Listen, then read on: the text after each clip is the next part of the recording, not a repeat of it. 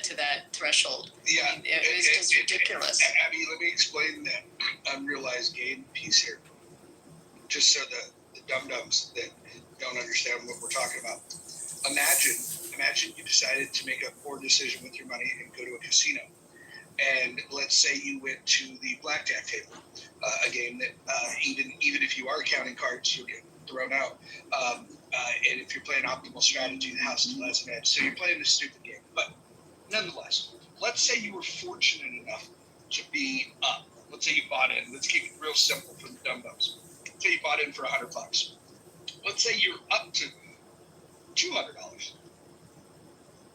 A tax on unrealized gains would be like the casino reporting that, okay, you're up to $200. We're going to report that as winnings, so then you can pay taxes on that. And then you sit there at that table and you lose not only the $100 that you were ahead, but the original $100 that you invested at the table. You lose all of those chips. A tax on unrealized gain is the same thing as taxing a blackjack player when they're ahead at that moment in time, and despite the fact that they may give the money back. It's the dumbest thing that anybody's ever cooked up, but I would imagine there's a bunch of you dumb lefties, and maybe some of you Trump supporters, because Trump supporters are just as bad as lefties, as we found out. So I just wanted to real quick respond to one of the last things Nick said about Nixon and the Federal Reserve and the gold standard and all this. So first of all, inequality was enormous when we were on the gold standard, like right before the Great Depression, towards the end of the Industrial Revolution. For one thing, go back prior to the Federal Reserve even existing, go to feudal Europe, and where money was quite literally like gold and silver coins, and you had enormous income inequality. I mean, that's just a remarkably silly point. I mean, I consider myself a capitalist, but more than anything, I'm a pragmatist. I like looking around the world and seeing what seems to work. So somebody brought up that wealth taxes don't work very well. I totally agree. People in places have tried them. They don't work. But the idea, if I'm looking around the world, what places do I want to live in that have an income tax of 0? I mean, perhaps, I know some people say like Singapore or something like doesn't have an income tax. They have very low taxes. No capital gains. No capital gains. Yeah. So I'm not sure what country doesn't have an income tax. The part that awesome. Countries that are based on like oil and slavery don't have an income tax. Wait, hold on. What about Lieberland? Why are you discounting Lieberland? Lieberland. I don't even know what that is. If I'm talking about, Can I finish? No, you can't. No, I can't finish. You asked the question. I'm giving you an answer. You said what country doesn't have an income tax? I said Lieberland. You said you didn't know where it was at. I'm going to tell you where it's at. It's right on the border of Serbia and Croatia. Now you know. Okay, clearly this is an irrelevant country. If I'm talking about major industrialized, wealthy countries, by and large, these are countries that have taxes. The part that I don't really care if billionaires exist or not. I think in many ways it's a sign of a very healthy society. If billionaires exist, it means people are able to engage in like many involuntary transactions. Like that's, I don't believe in this idea that we should be like punitively taking money from people just because. We as a society should identify the best uses of some amount of collective money. Most rational people exist within some sort of spectrum of believing that some things should be funded by the government. You have like real radical people who don't think anything should be. I discount those people. We should be talking about what we want to fund and what is the optimal way to raise that money. Maybe it's taxing billionaires, maybe it's not. But yeah, I don't like you guys. You guys are going to make me like defend the lefties, and I prefer not to do that as a capitalist, shill, neoliberal pig, that I am. The whole eat the billionaires argument. Hold on, Monica. Let me just ask this quick question to Kevin. And Kevin, I remember your voice. Hopefully, you remember me. Of course, I remember you. Yeah, so you're actually one of the reasonable ones. So I will engage with you. What is your preferred method of raising taxes? So I tend to prefer higher individual taxes and low corporate taxes. I believe many countries have figured this out, and this encourages reinvestment into companies, which is a good thing. But I'm open to different value-added taxes are a very good way to raise money. We should probably have one that's like a very hard to avoid tax. But I'm truly open to different ideas. If you have an idea of like, hey, this is like the most optimal way to raise revenue, I will listen to you and I will consider it. I'm not ideologically attached to any particular method of taxation. So what do you think of this as a starting point? First of all, I would say that we have to attack the other side of the ledger, which is the spending first. But when we start looking at how we're going to tax, I would say the taxation that gives as much consideration to being voluntary as possible. And what I mean by that is, now I would strip down everything, and I know you're going to think I'm a radical for this, but I would just want to fund the military, the police, the courts, everything else. I don't think the federal government should be funding, and by everything else, I mean everything else, quite literally. And so with those being the only things that we would fund, we would need to collect less tax dollars. So what I would do is I would want usage fees on the state highways. I think that would help raise money for infrastructure. If you drive on the highways, you can pay a usage fee.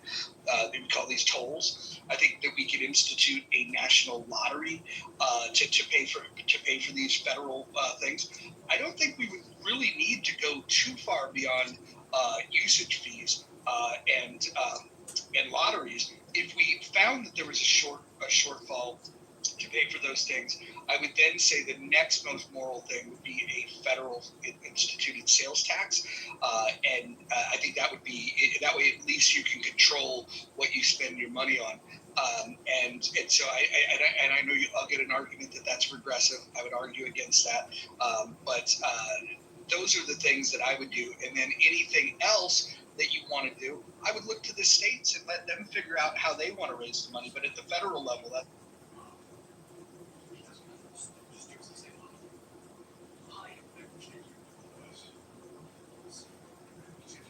I'll keep this very, very short. I think we just have like a profound ideological disagreement, as you know.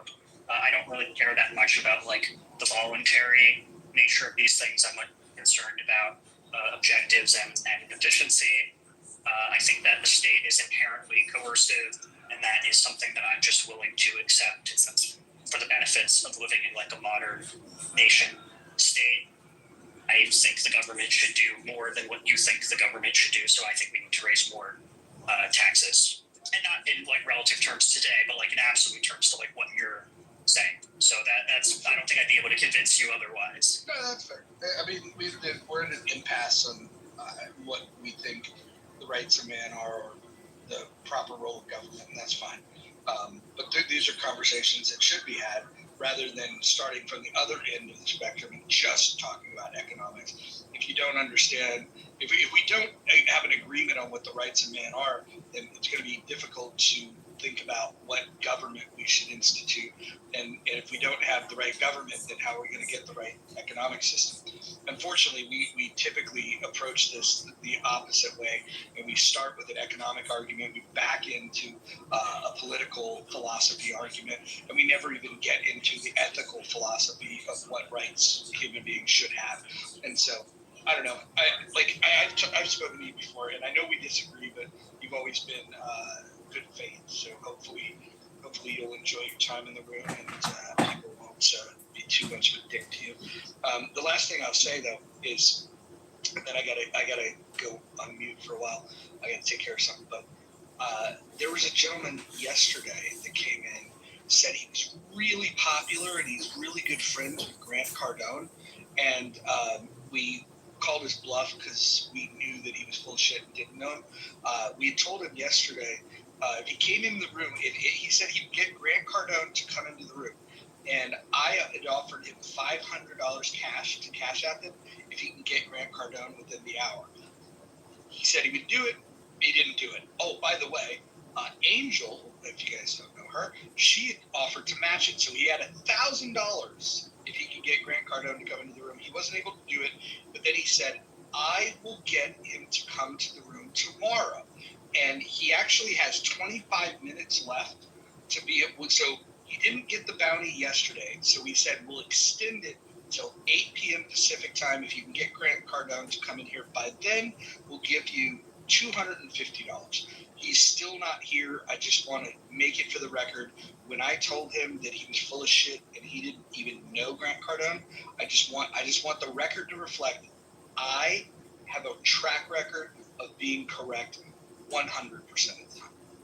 I just have to let everyone know Grant Cardone is a Scientologist. Many people don't know this, and they should. Yes, no, we don't like him around here.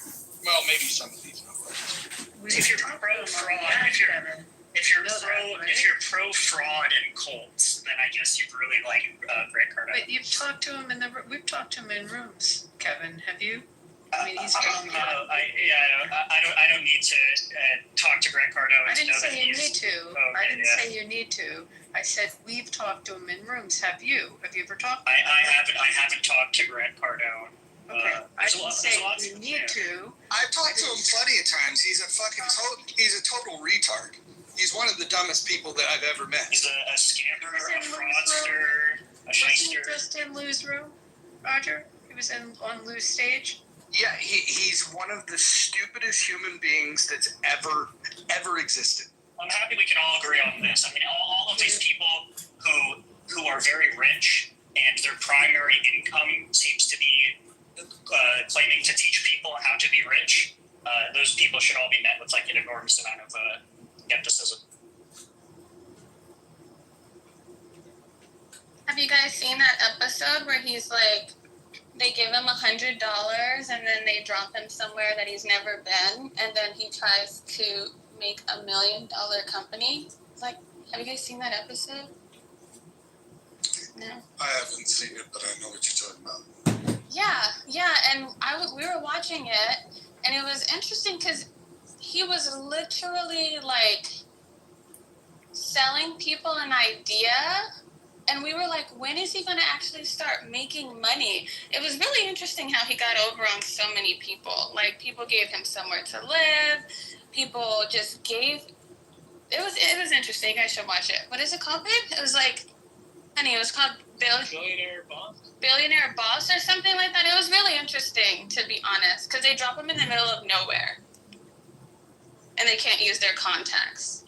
What's the show? I have a friend that was on a show. An ex-client, Undercover Boss. Yeah, Did you same see that show? premise. Yeah, Yeah. same exact premise. My crazy ex-client is now running for governor in California, but he was on it, and they put like a stupid wig on him, and there's no way that you would look at this guy working with you and not think that he's wearing a dumb wig. Like the cover-up was ridiculous.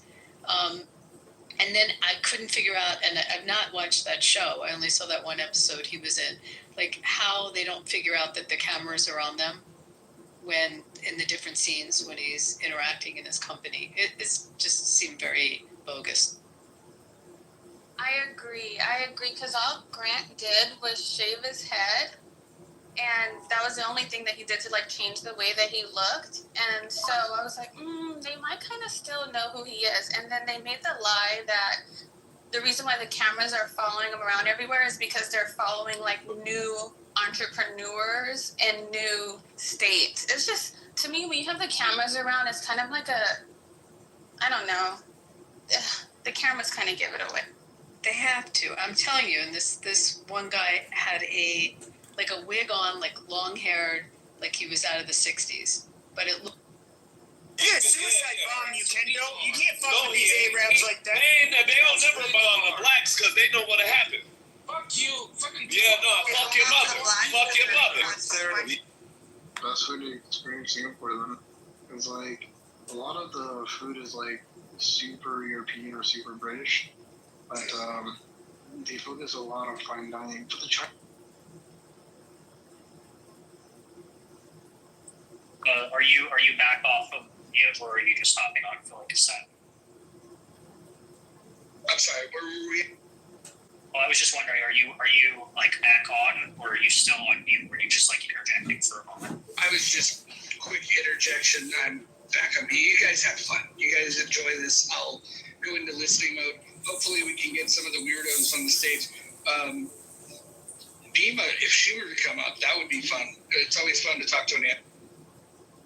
That is a voluntary, voluntarist, anarchist.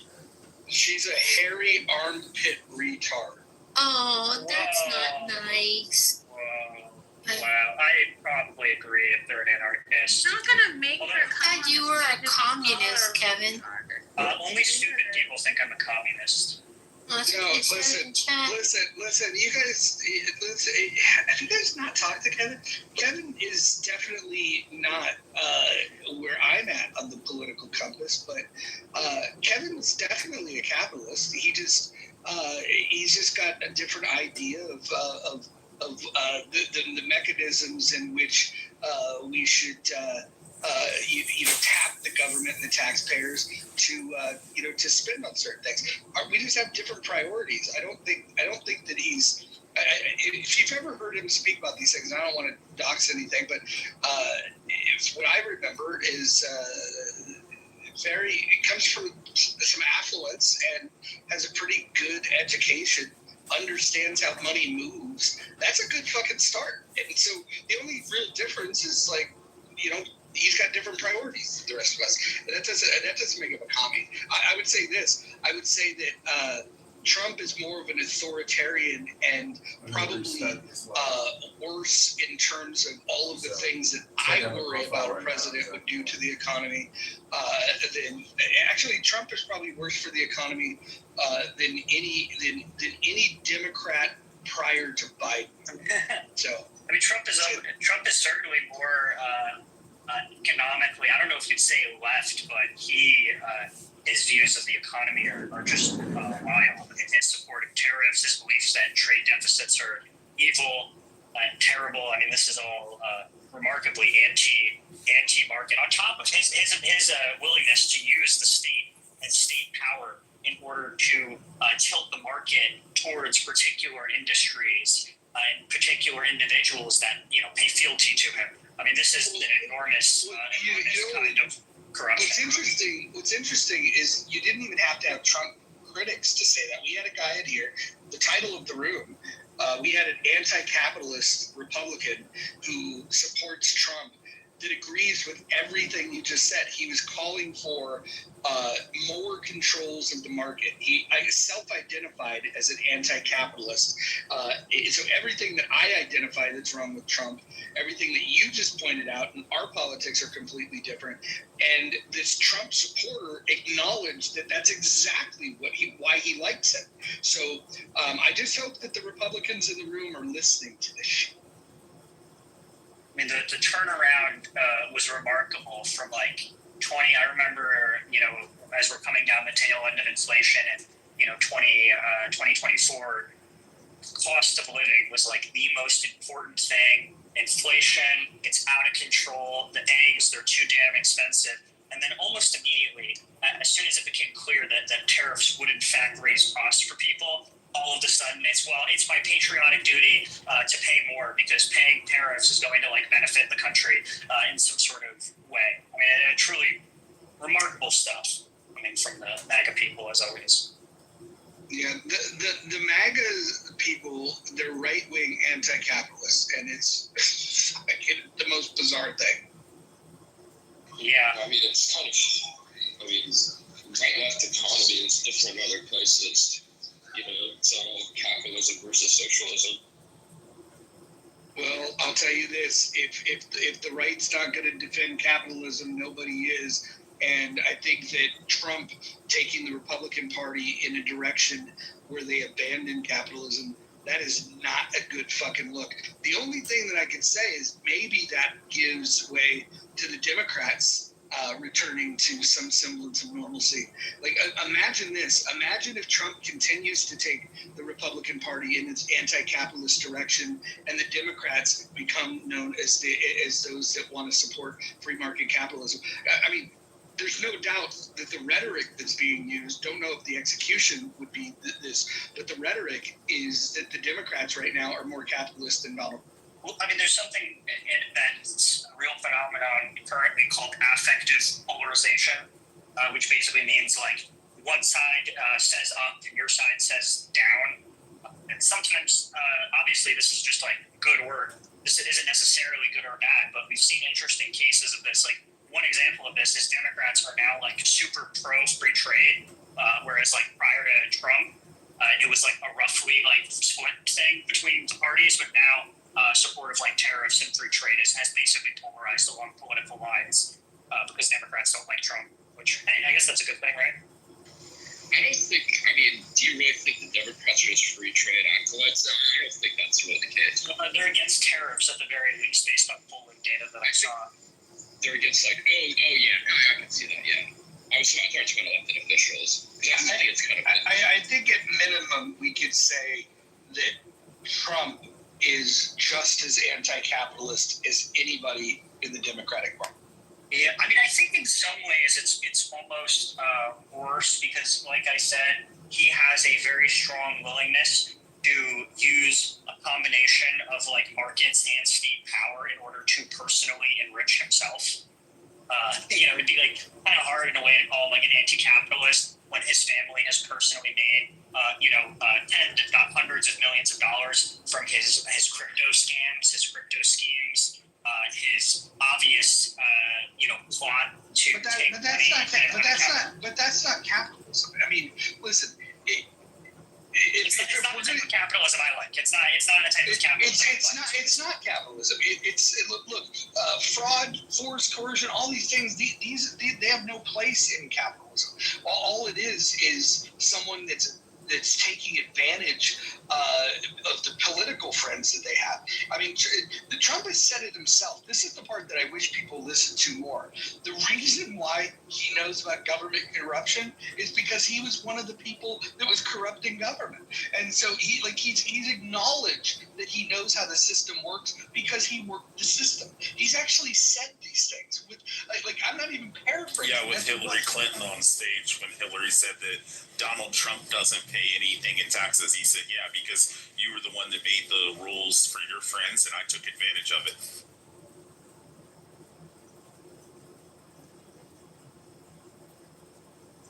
It's just remarkable that people who kind of fell for this line, the idea that he was this outsider who, was going to rectify this wrong that he once took advantage of. And wait, but I'm a Trump supporter. I don't believe that.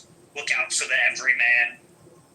Not necessarily every, but I think a lot of like working class people in this country truly did believe that New York City billionaire real estate guy cared about their interests. And I think it's sad that those people were taken advantage of. I mean, I don't want to, let's not become classist. I mean, there are plenty of reformists that come from the higher echelon. Sure. Yeah. I mean, I agree. I'm just saying if after at least the first term, I think it should have been clear to everyone that his interests were not in improving the material conditions for the working class. I think that should have been clear. Who'd you vote for? In this election, I voted for Kamala Harris. Yeah.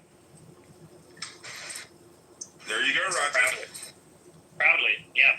I guess that makes me a communist, right? I imagine. Hold on, listen.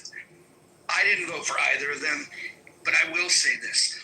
With all of Trump's warts, at least I could find a couple of things that I like about him. There's a couple things I like. I can't think of anything I like about Harris. I've known of Harris. I grew up in California. I've known of her since the 90s. Wait, Roger, you don't like her laugh? I don't like her laugh. I don't like her claim that she washes her greens in the bathtub. I don't like any of her fucking politics. What about her Pixar mom build? Which one? What about her Pixar mom build? You don't know what I'm talking about? All right. Yeah. Other people would know what I'm talking about. What about when someone asks her a vaguely wait, why don't you elaborate? And you can see the fear in her face. I like that about her. I think so. Are you saying she looks like a cartoon mom? Is that what you're saying? She's built like a Pixar mom. That's what I'm saying. Oh, yeah. Do you remember? Does that include knee pads? Do you guys remember when she was mildly attractive and she was using that sex appeal to go and get What do you favor mean with was? Brown? What do you mean was? Why do you think I voted for her? She's not attractive. She's not attractive. Hey, if you know, I agree to disagree, but. Well, she peaked when she was dating Montel, but I will say when Willie Brown was using all of his political power to put her in jobs that she failed up into, when she was a deputy district attorney in Alameda County, she was awful. But that didn't prevent her from moving all the way up. So I definitely Kamala Harris was to the left of me on a number of issues. Unfortunately, sometimes this was actually her copying Trump's stupid policies, like no tax on tips, no tax on overtime or whatever, like these idiotic policies. What's bad about that? Well, it just doesn't make sense to me. It's income. It's like any other form of income. Why would we not tax that type of income? It just doesn't make sense. We're also, I think we should be at least somewhat concerned about, the deficit and debts. So I would have issues with reducing the tax base without, also cutting programs. And I prefer to not cut programs. So I think we should, So there's keep no taxes. programs that you don't like? You could probably. What do you think about gender studies in Pakistan?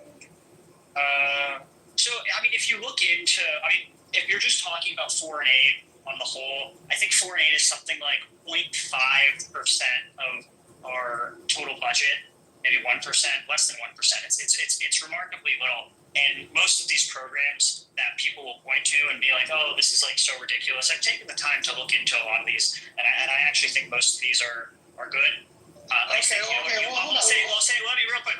One thing I think is good is giving, nutritional biscuits to starving children in third world countries, which I don't know if you saw the news, but our government just burned. We allowed to sit in a warehouse millions of dollars of these nutritional biscuits for starving children. We allowed these to expire in a warehouse, and then we incinerated them rather than giving them to starving children. Now you could say that some foreign aid is silly, and some of it probably is. What do you think about, how do you get approved a study that studies the impact of the level of crankiness that rockfish have when they're exposed to tequila versus rum? This is a literal expense that the federal government covered. What do you think? How does that? Look, Roger. So some of these things, once again, if you actually understand the point of scientific research as a whole and basic research, and also a lot of these studies have been misrepresented. I remember one that people were pointing to was fish on treadmills. They're putting fish on treadmills, and it's oh, shrimp. And it's oh, that sounds ridiculous. And then it's you actually look into the study, and the reason they're putting on treadmills is because they're testing levels of water pollution and seeing how that affects their ability to swim. And it's that actually sounds like a pretty good thing. And I think you can absolutely find stupid studies, but most of these But the studies man who just complained we wasted money and didn't feed starving children to now validate the exercise habits of crustaceans, I have a problem. Do you think that studying the effects of pollution on the health of aquatic life, do you think that that's a worthy thing to do? I don't think it's unworthy, but you just complained about starving kids. I would think they might be prioritized. Monica, I think you might have misunderstood me. I was complaining that we allowed the biscuits to expire. I think we should have given them to starving children. I also think, as the wealthiest country to have ever existed, we have the capacity to fund basic research. And maybe I can appeal to some of the China hawks in here. I know Republicans used to be concerned about U.S. hegemony, but I guarantee you these other very, very wealthy, powerful countries are spending a lot of money on research. They're spending a lot of money to learn things, and I think we should be too. Unless you want to see all of the scientific advancement to China, then go ahead. This is straw man arguments. Do they work in another room? Oh, that was not a straw man. That was you were saying that it is stupid to fund studies like this, And I'm I saying never that said it was Chuck, stupid, Kevin. You have to open you your brought it up. ears You- to you debate brought it me. up. You I don't think, know. Monica, you clearly think that these studies are ridiculous. And now I'm heard you say that. disdainful of shrimp treadmill studies, and Okay, also you am think- pointing out the hypocrisy, Kevin, Wait, what is of my your hypocrisy? What is my insistence and hypocrisy? virtue signaling about starving What's kids the virtue while the signal? government wastes money on needless research We programs. can do both. We can do both. We can do both. We're the wealthiest country to have ever existed. We can do both. I'm not once did I suggest that we should be prioritizing studying the health of aquatic life over starving children. I think we have the capacity to do both. Our economy is something like $30 trillion. I think we can do both. I China don't can do think we both. can. Yeah, And I I think think we you can. have a record of China poor would love that. spending. China would love that. Kevin, China loves I you, don't Monica. think you understand how little I care about your opinion of me. Should I emphasize? Hey. Let's try to get a compromise here. Now, Kevin, what about? Lord this. You're not Jerry fucking Springer, dude. I'll fucking do the moderating here. Just chill the fuck out. These guys are. I want to say my point, but fuck. Hey, no, shush your fucking mouth. Kevin's a big boy. He can handle it. And this is fair discussion. And if they appeal to the moderator, maybe I'll do something. But I think this conversation's flowing fine. Yeah, I think you'd have to make a very compelling case that we don't have the capacity to do foreign aid and and scientific research. I think we can do both. I think most people in here know. Kevin, what if we took a look at like the real problem coming down the road, where the interest on the debt is now the third largest expenditure in the debt. Like the entire budget, it's the third largest expenditure. And if we don't start controlling the debt, it could creep into number 2, maybe number 1 at some point. You know, I agree.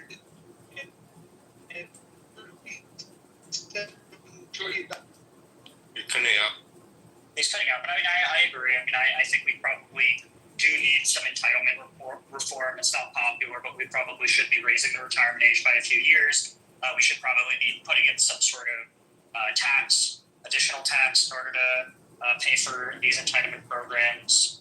I think possibly looking at. We certainly should be reversing, the Trump tax cuts, which dramatically expanded, the deficit and greatly will, in the long term, increase the debt. So, if you want to point to like a specific program, be like we're spending Social too much money on Security. this. So that's a real one. That's a real one. Because believe it or not, we're actually not spending trillions of dollars on studying shrimp on treadmills. It is mostly going to, I think, 66% of the budget around there goes to Medicare, Medicaid, and Social Security. So we can talk about these things. People have done the analysis, and you can close the shortfall on Social Security with like a pretty modest tax and also raising the retirement age by a few years. Well, but Kevin, here's the thing, right? Social Security Trust Fund by 2035 will be emptied. We'll have, at that point, we'll be able to, supply 71% of the debt, the liability there. And so we're going to have to do something. You mentioned a couple of the levers. You said we could raise the age to collect. Right now, the standard collection is at 70 years old. You can take it early at 67, or you can even wait a little longer, which is an unpopular thing to do. Most people want to get it sooner rather than later. And so you're saying extend it out. We're seeing life expectancies for men down to like 76 years old. I am not one of these people that believe that Social Security is supposed to be a retirement plan. I think it's supposed to be an emergency fund for people that really fuck up. But the levers that we have is we can raise the age, we could raise the tax, and by raise tax, you can either up the cap in which you tax that 6.25%, or you can increase the 6.25 to a higher. There's also the max contribution cap, which I think is like. That's what I'm talking about. Okay, yeah. That's I definitely would support. I would definitely support getting rid of that. Like you should be paying into it. So in either case, whether you raise the percentage or you lift lift the restriction, the cap there, those are tax increases. You could have a raise in the age, And then the third lever is probably the least popular, would be to reduce the benefit that people would collect. Those are all really unpopular things. I think the one that Democrats will favor is to lift the cap. I think it's like, somebody correct me if I'm wrong. If Nick's in the room, Nick's gone. I think it's like something like 180,000. Maybe it's 190 or something. I don't think it's that high. 153. Roger, I like that. I feel like we're not necessarily on the exact same page, but at least we're identifying the problem correctly. I think it was really remarkable, the whole thing with Doge.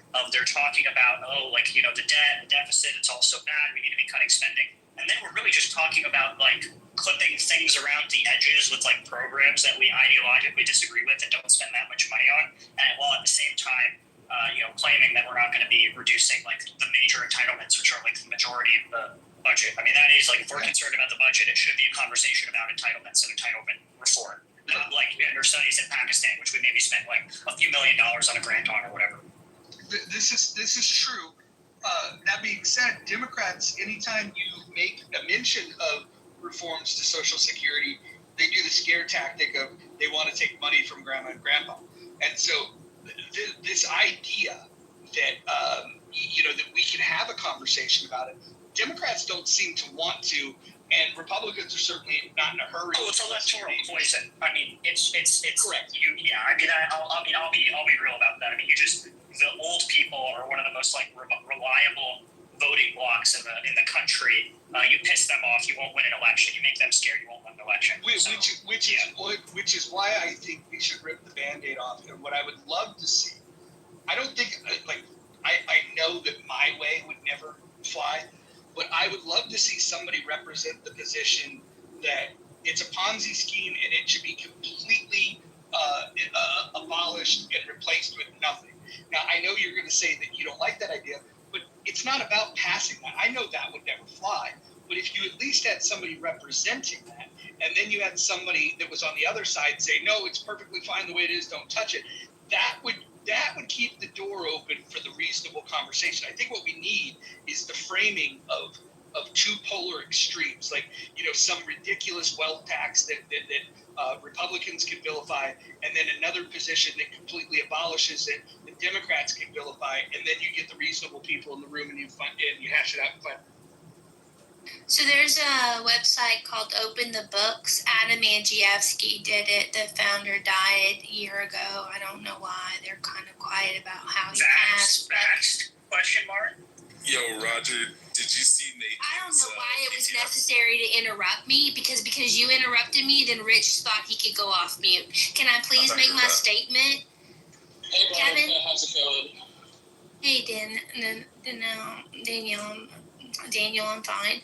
So they have a program called Open the Books Every Dime Online, where they ask businesses and government entities and schools to put every penny of their expenses online for consumer watchdog groups to look at. He did a speech one of the universities or conferences once, where he detailed the purchase of lobster and steak for military members and the disincentivization of saving by people,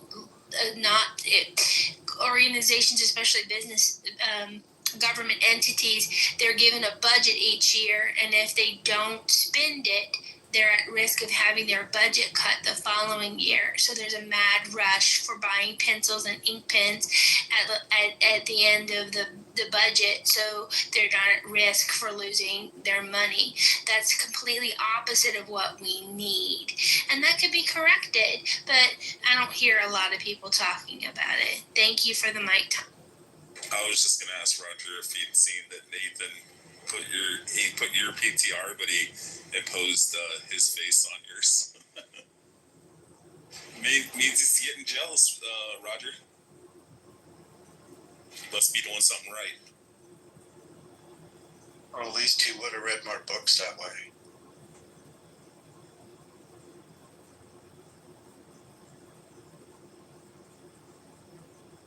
I'm going to put the link to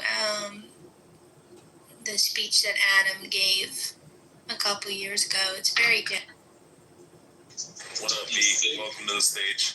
I don't want to get Rob just going to ask your opinion on this. We were talking about Islam earlier, and I just thought of something we were talking about foreign aid. Don't you think, though, that perhaps these wacky, gender studies funding would be a good soft power way of kind of combating, Wahhabism in that region?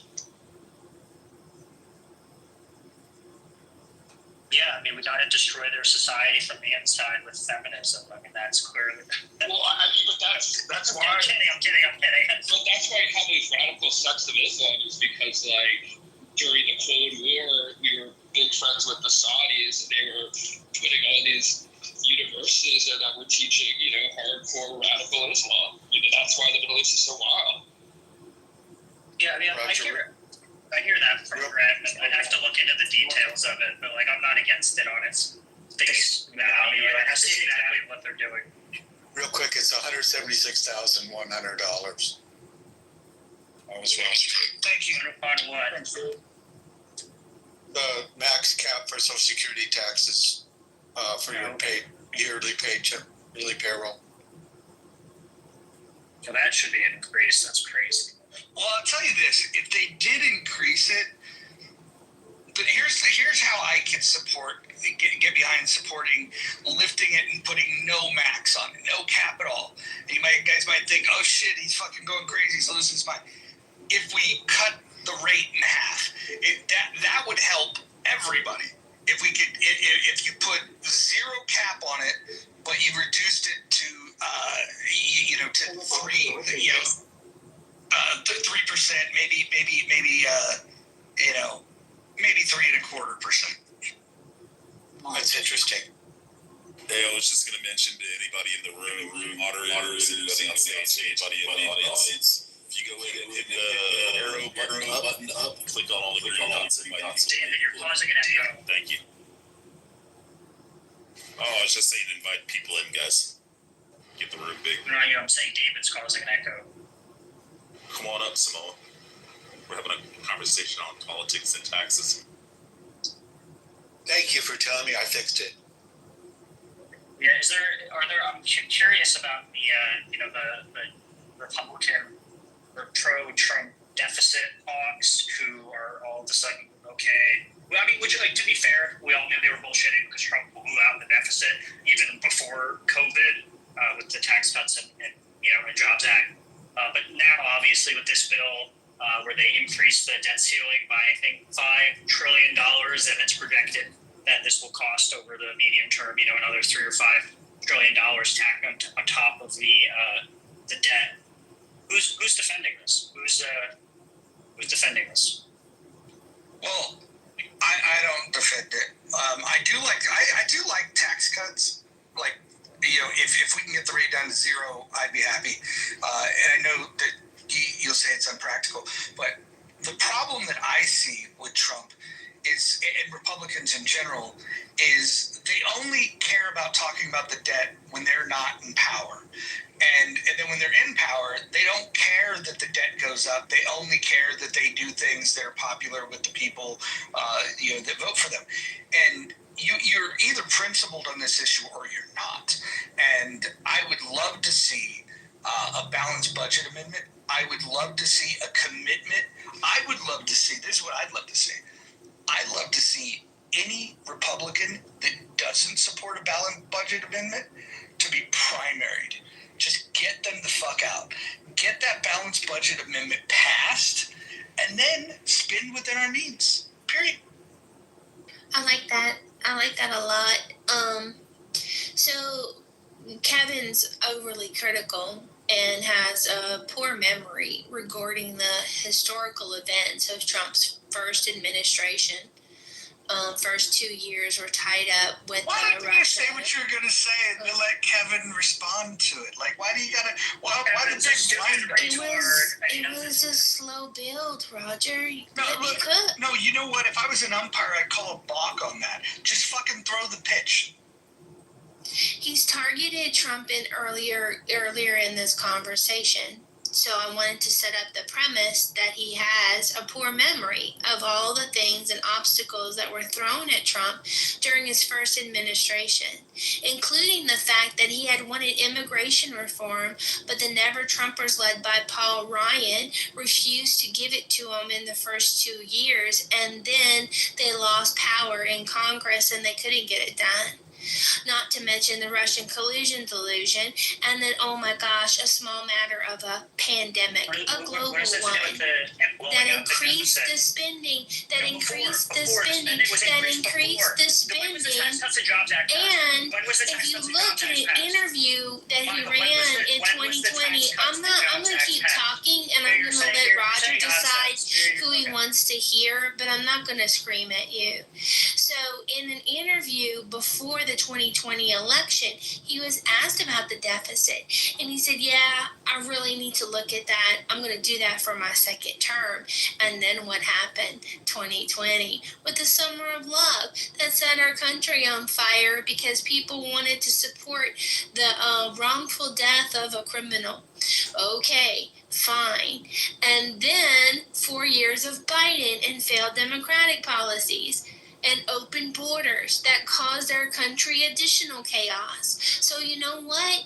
It is July of Trump's first year in his second term. So I'm going to give him some more room. Thank you. Okay, so it's like I'm flipping through OAN and Fox News and Newsmax all at once, just like going channel to channel. Very interesting. So the spending under Trump was out of control prior to COVID. You can look this up. The Tax Cuts and Jobs Act, which is the primary reason for the increased deficit under Trump, was passed in 2017, like 2.5, 3 years before COVID. So, and I don't know what the fuck any of those other things have to do with him spending an enormous amount of money while cutting taxes. What do any of those things, like the country was on fire? Like what is this? What is this nonsense? Like there were riots. The riots were bad. The riots caused substantial amount of money and damage, but nothing. How many millions of dollars in damage? How many destroyed businesses? I don't know. Would you think that was a major contributing factor to the deficit under Trump? What? What the fuck does the Russia gate, whatever thing, which by the way resulted in 19 indictments? What you think that's responsible for the debt? No, the debt is due to the Tax Cuts and Jobs Act passed in, where the deficit under Trump was due to the Tax Cuts and Jobs Act, which was passed in 2017. And I don't know how you're saying you're going to give him room. We all know what the effects of this most recent round of tax cuts will be. Just like we knew what the effects of the last tax cuts will be, mostly because these tax cuts were mostly just making the previous ones permanent. The 2017 ones permanent, expanding them. And we saw what that did to the deficit, and it's expected to increase like I said, this CBO estimates that's going to increase the debt by somewhere in the ballpark of $3 to $5 trillion over the next, I forget if it was 5 years, 10 years, whatever. There's no way mathematically that this is going to result in a shortfall. I mean, their one argument is that, these tax cuts are going to grow the economy so much that even though our revenue will be less as a percent, in absolute terms it'll be more. But he's also pursuing a tariff policy which is both inflationary and expected to shrink the overall size of the economy, according to most economic analysts in the banking sector and Wall Street and so on. I mean, they're all anticipating negative GDP growth. But thankfully, when the tariffs it was supposed to be happening now. Go into effect. Well, also, some of those estimates were based on when he came out on Liberation Day with those ridiculous tariff rates of 50%, 80%. Yeah, Trump's a businessman. He likes making deals. How many deals has he made? It was supposed to be 90 Which deals. Which one? The one he just did with Japan? Wait. Can I also just did. Monica, can I ask you? Wait. Why are you asking me questions when you're not listening to my answers? Well, hold on, guys. Monica, hold on one second. I want you guys to finish this conversation, but I just want to make an observation that it sounds like the standard conversation is that we're hypercritical of Democrats if we're Republicans when it comes to the management of the economy and vice versa. Like, why can't we just all agree that both parties really suck when it comes to spending and that we have a spending problem? Like, why can't we have that conversation? Well, that's why I made my own We'll find an political party. argument from. Congratulations, we needed another political party. Yes, it's just what we needed. Oh, you beat me to it, Roger. Oh man. So Samoa I don't know has which of you guys are bringing that guy up. Oh no, hold on 1 second. Yeah. I don't know why anybody brings that guy up. Times Square Shark is welcome in the room. He can stay in the goo. He can comment in the chat, but he's just a cancer on stages. So whoever brings him up again, if I find out who it is that's bringing him up, we're gonna have words. Roger, I invite everybody on stage except for that guy. Yeah, it wasn't me. Samoa, you went off mute a couple of times. Would you like to share your thoughts of the conversation? Monica, who pays the tariff?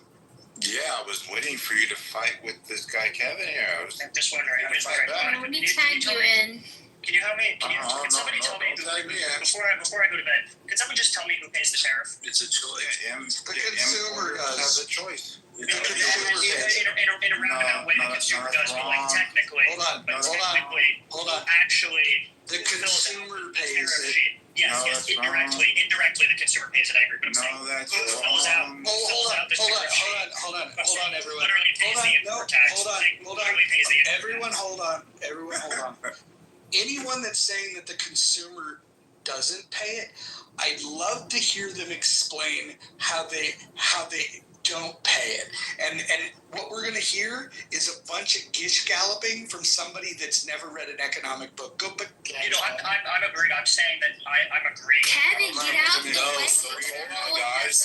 Samoa is the one who said that the consumer does not pay for it. Go ahead. Yes, I said that the importer pays for it, and it's their prerogative if they want to stay competitive within whatever commodity it is. We've seen Costco, we've seen Target, we've seen Walmart negotiating with China for them to eat it so that they are able to compete in America, and they did it during COVID. So my question would be this: if I can find one instance, is what you guys are saying wrong? Absolutely. It's wrong. It's up to the importer. Jesus Christ. Did you find this guy at Chillism? Would you like to Yeah, I brought him up so he can make a fool of himself, honestly. Would you like the link where Walmart and Target and Costco... Samoa, let me ask you this. Where did you Please get... address my argument, though. I'm going to ask you a quick question. Yep, go ahead. Where did you get your degree in economics? What do I need a degree for? Well, I just wanted to validate that you don't have a degree in economics. That kind of sounded like a gish gallop. Are you going to address my argument or no? Yeah, I'm gonna address it directly. Every single time in the history of the United States that tariffs have been raised, the cost of goods in the United States goes up. Now, if you can argue against that, please do. And by the way, I will put all of the references in the chat so everyone can review it. All right, so this is my one example. I'm going to give you the example where the importers or the manufacturers of said products went ahead and ate the actual tariff to stay competitive as a policy during COVID last 2 years, China, Walmart, and Costco. I'll just provide that to you to show you that the importer does have the power to take a little bit off of its profit margin so that they're able to stay competitive in the market. Are you saying that's wrong? I'm not going to totally disagree. It's okay. I'm just asking. I'm Are you going to saying add that's something wrong? to it. Wait, you're not explaining it correctly. However, I remember I started point out the what I'm not conversation saying off that is correct. that my Go ahead. car, when you asked me the question an hour ago, Roger, and I said I just had been back and forth with the car dealer with a car from Germany. And they gave me a number back that's going to be the extra on my car, and they came back at 3%. Now I know the tariff on Germany is going to be more than 3%. So some of what he's saying is that, let's say the car manufacturer, either on the manufacturer end or the dealerships in the U.S., someone's going to eat that difference to the consumer on that. But that's just, their decision on what they want to sell their product for. But ultimately, it's going to increase probably the initial price of the car as they relist for, let's say, next year's list price is going to go up. So even if it looks like they're only adding a 3% on, they've increased the base. At least that's how I see it. Is that what you're saying, Samoa? Is it Samoa? Here? Yeah. Say that again. My apologies. I answered the other line. Oh, they didn't hear anything. What was your question? I said, is that what you're saying? I just had this happen, and I'm asking if that's what you're trying to say. That the car dealer or the car manufacturer, it's either the car manufacturer in Germany or the dealers in the U.S. have made a decision to make a flat number as the increase that the consumer is going to have to pay. But the number they're telling me is not the number that Germany is paying on tariffs. Yeah, I didn't understand that at all. Okay, what she means, Mo, is that the corporation eats the tariff. The corporation eats the tariff, but then they add it back onto their next year of their vehicles. So they increase the vehicles by 3%. The base of the car is going to go up. I think also Mo is getting at it's not so black and white. Oh my goodness. Yeah, I think Mo's saying it's not so black and white. Mojo's right. Normally, in theory, it falls on the consumer, but a lot of times, as we're seeing, what Scott Besson said, the companies are choosing to eat this thing. So, in theory, yes, it goes to the consumer. That's normally the price go up. But what we're seeing now, which is weird, they're eating it. It's not really not effective. It's not weird. The conditions that exist now has never existed. Well, that's what I was saying, right. It's against the grain. Right. There's never been one country in the entire world that represents 40% or more of all consumers. Right. 40% of global. Nobody ever had that leverage, ever. And so when someone says, if you increase the tariffs, prices, look, all consumers pay for tariffs. If tariffs go up, for sure, we're paying for it. It doesn't mean prices go up. This is the caveat. So, that's why there's a fight between the administration and the Fed. Inflation has not happened. Everybody was screaming that inflation was going to happen. No, the Fed refuses to do anything to interest rates, right? Even though inflation inflation went down. So tariffs happened and inflation went down. And so this completely broke the minds of every economist. Because, at all of our universities, they teach us this, so I understand why Mojo has this position, right? Because they teach us this. And if taxes go up, prices go up. But it's not happening. It's just not happening because no country's ever had enough leverage to negotiate in a way where a supplier eats the tariff cost. And they're not even truly eating the cost, right? It's like, once they do a deal, some of these guys have enough scale in America for the numbers to work out, so their revenue doesn't even go down. Right, for lack of a better phrase. I was talking about something specific as far as what happened towards the end of COVID, as far as what Walmart's request was of China, which they went ahead and accommodated it for a certain period of time, where the actual companies or the importers are eating it on the front end. And that's the point that I'm making. It doesn't translate always because it might be. He's saying they're eating it on the front end, but they're adding it on the back end. Is what happens. No, that. Hold on, everyone. Hold on. You're telling me they're adding something next year and we're not next year. Hold on. I know that this room is capable of being honest. Yes, importers could absolutely absorb if they want to. Very seldom will they absorb the entire thing. Almost always they pass at least at least some of the cost onto the consumers. And the idea that inflation hasn't gone up is just incorrect.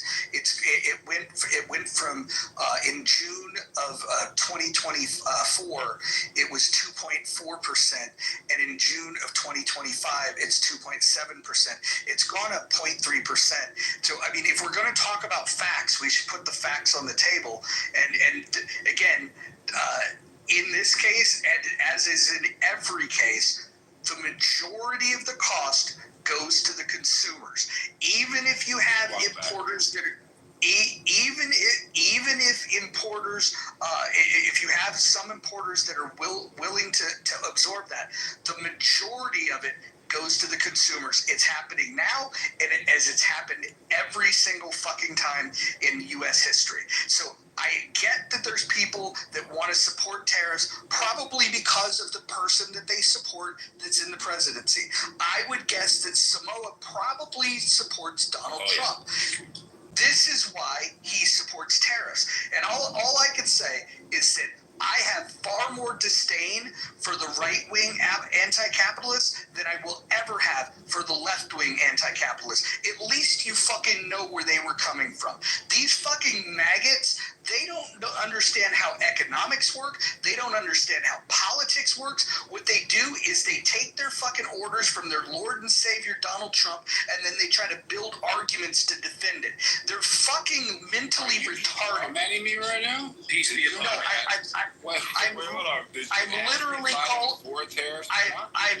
literally calling you a retard. That's what I'm calling. Do you think I support tariffs? Well, you think tariffs are anti-capitalist? Wait. Tariffs are absolutely anti-capitalist. Oh, wait, hold on. Wait, come on. Roger, do you think I am pro-tariff? You're certainly defending them. No, you fucking weirdo. I'm explaining them. That's not defending them, dumbass. I'm explaining it. Wait, hold on. Hold on. How is someone like yourself that's never studied economics going to explain tariffs to me, you fucking retard? You just walked it fucking back. I'm the retard? You just walked it back. You are a retard. Fucking dummy. You're a complete support Donald Trump's plan. My whole statement was the importer can eat. Can everybody be quiet and let Samoa and Mojo go? He don't want this. Bro, this dude know what time it is. This dude got caught. You don't know what the fuck my politics are. You made an assumption. Oh, really? You don't support Trump? You don't support Trump? Shut the fuck up. Come on, man. Relax, man. Relax. Okay. Listen, I'm not going to let some fucking dime store fucking economist fucking tell me to shut the fuck up. Go back to chillism where you belong, where the 75 IQ is going to fucking serve you well. You're a fucking... Jimmy. No idea how much I enjoyed that, Roger. Jimmy, can you talk about that's crazy. Wait, very quick. I had a question where you were describing inflation, and like I'm not a student of economics scholarly or academically. I look at economics and finance to the extent that it impacts my life. And Milton Friedman, actually even have it on Milton Friedman pointed out how inflation works and how it's Congress that does it.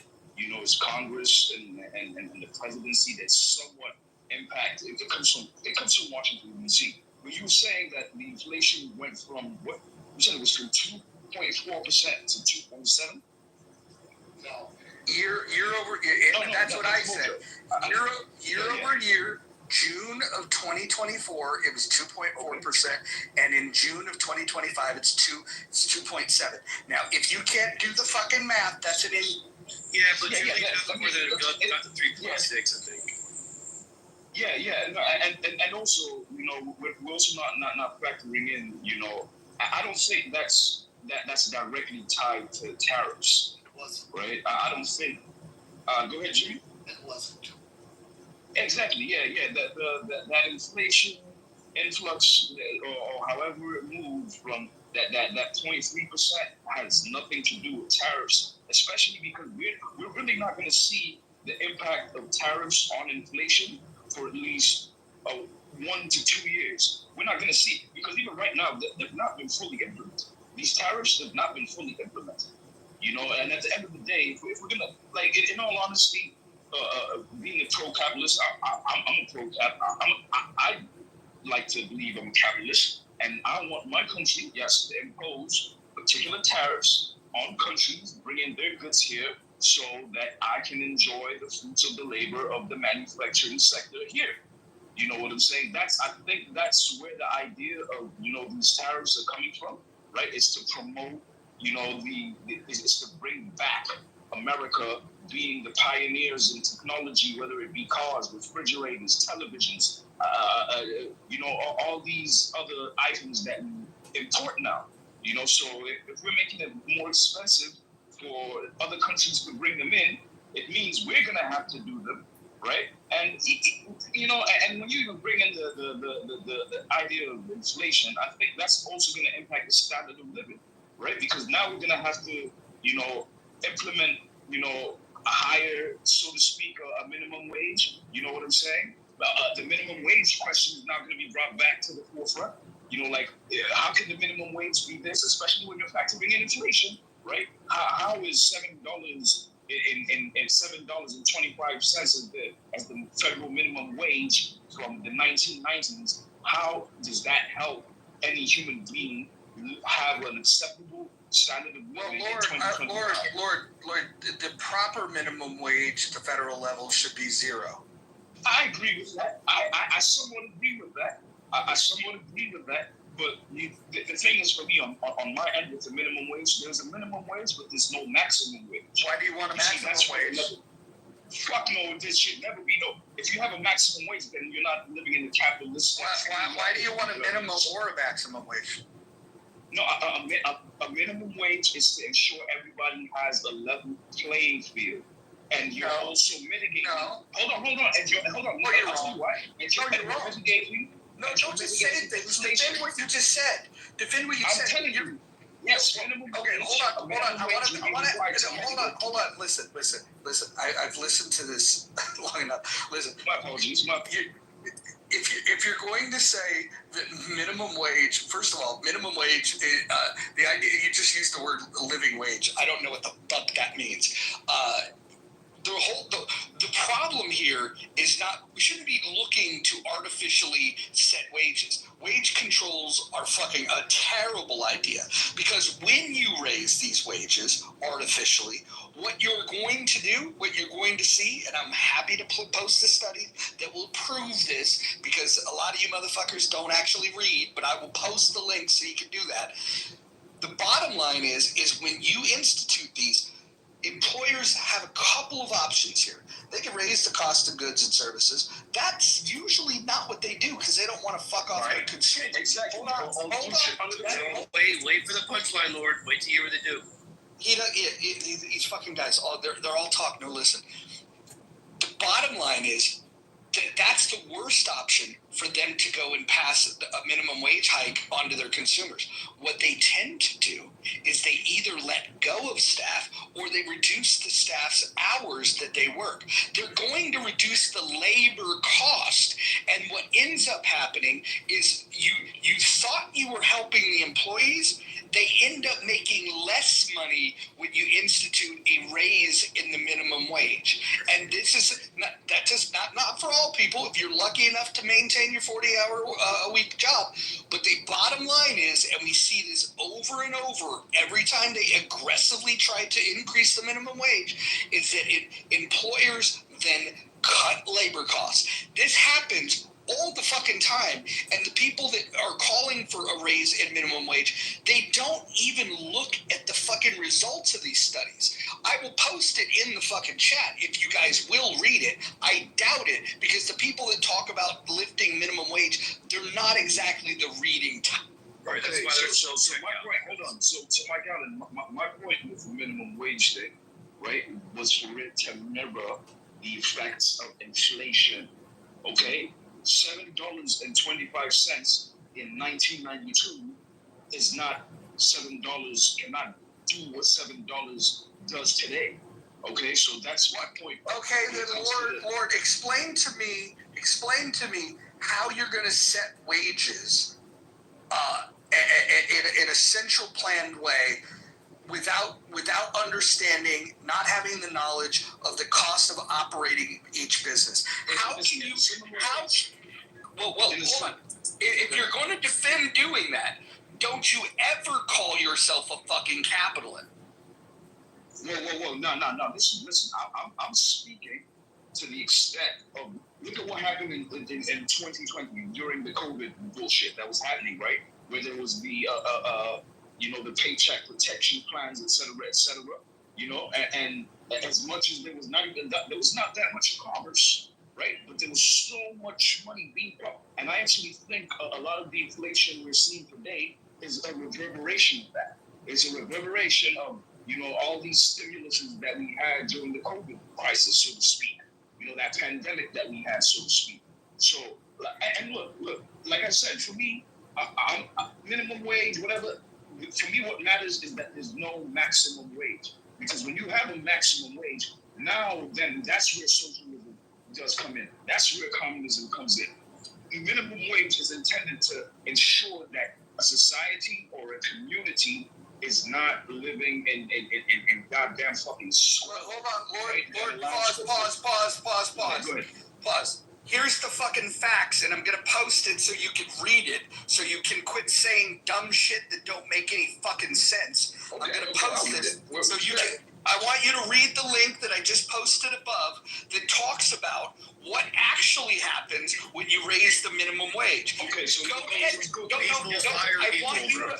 I want you to go read that. Listen, I can read it to you if reading is not your strong suit. It doesn't sound like it is. Listen, I want to illustrate something. All right, I'm fucking done with you. Listen, I don't know if it's the fucking, what the fuck's happening tonight? These fucking people, they just literally just say words. They don't know what the fuck they're talking about. I just got done explaining to this fucking retarded faggot that when he's talking about that the minimum wage is somehow going to help people, if he would read these studies, he would understand that it actually lowers the income of the people that it was designed to help. Go fucking study this shit, you fucking Right. I mean, on a basic level, it's go ahead, Jimmy.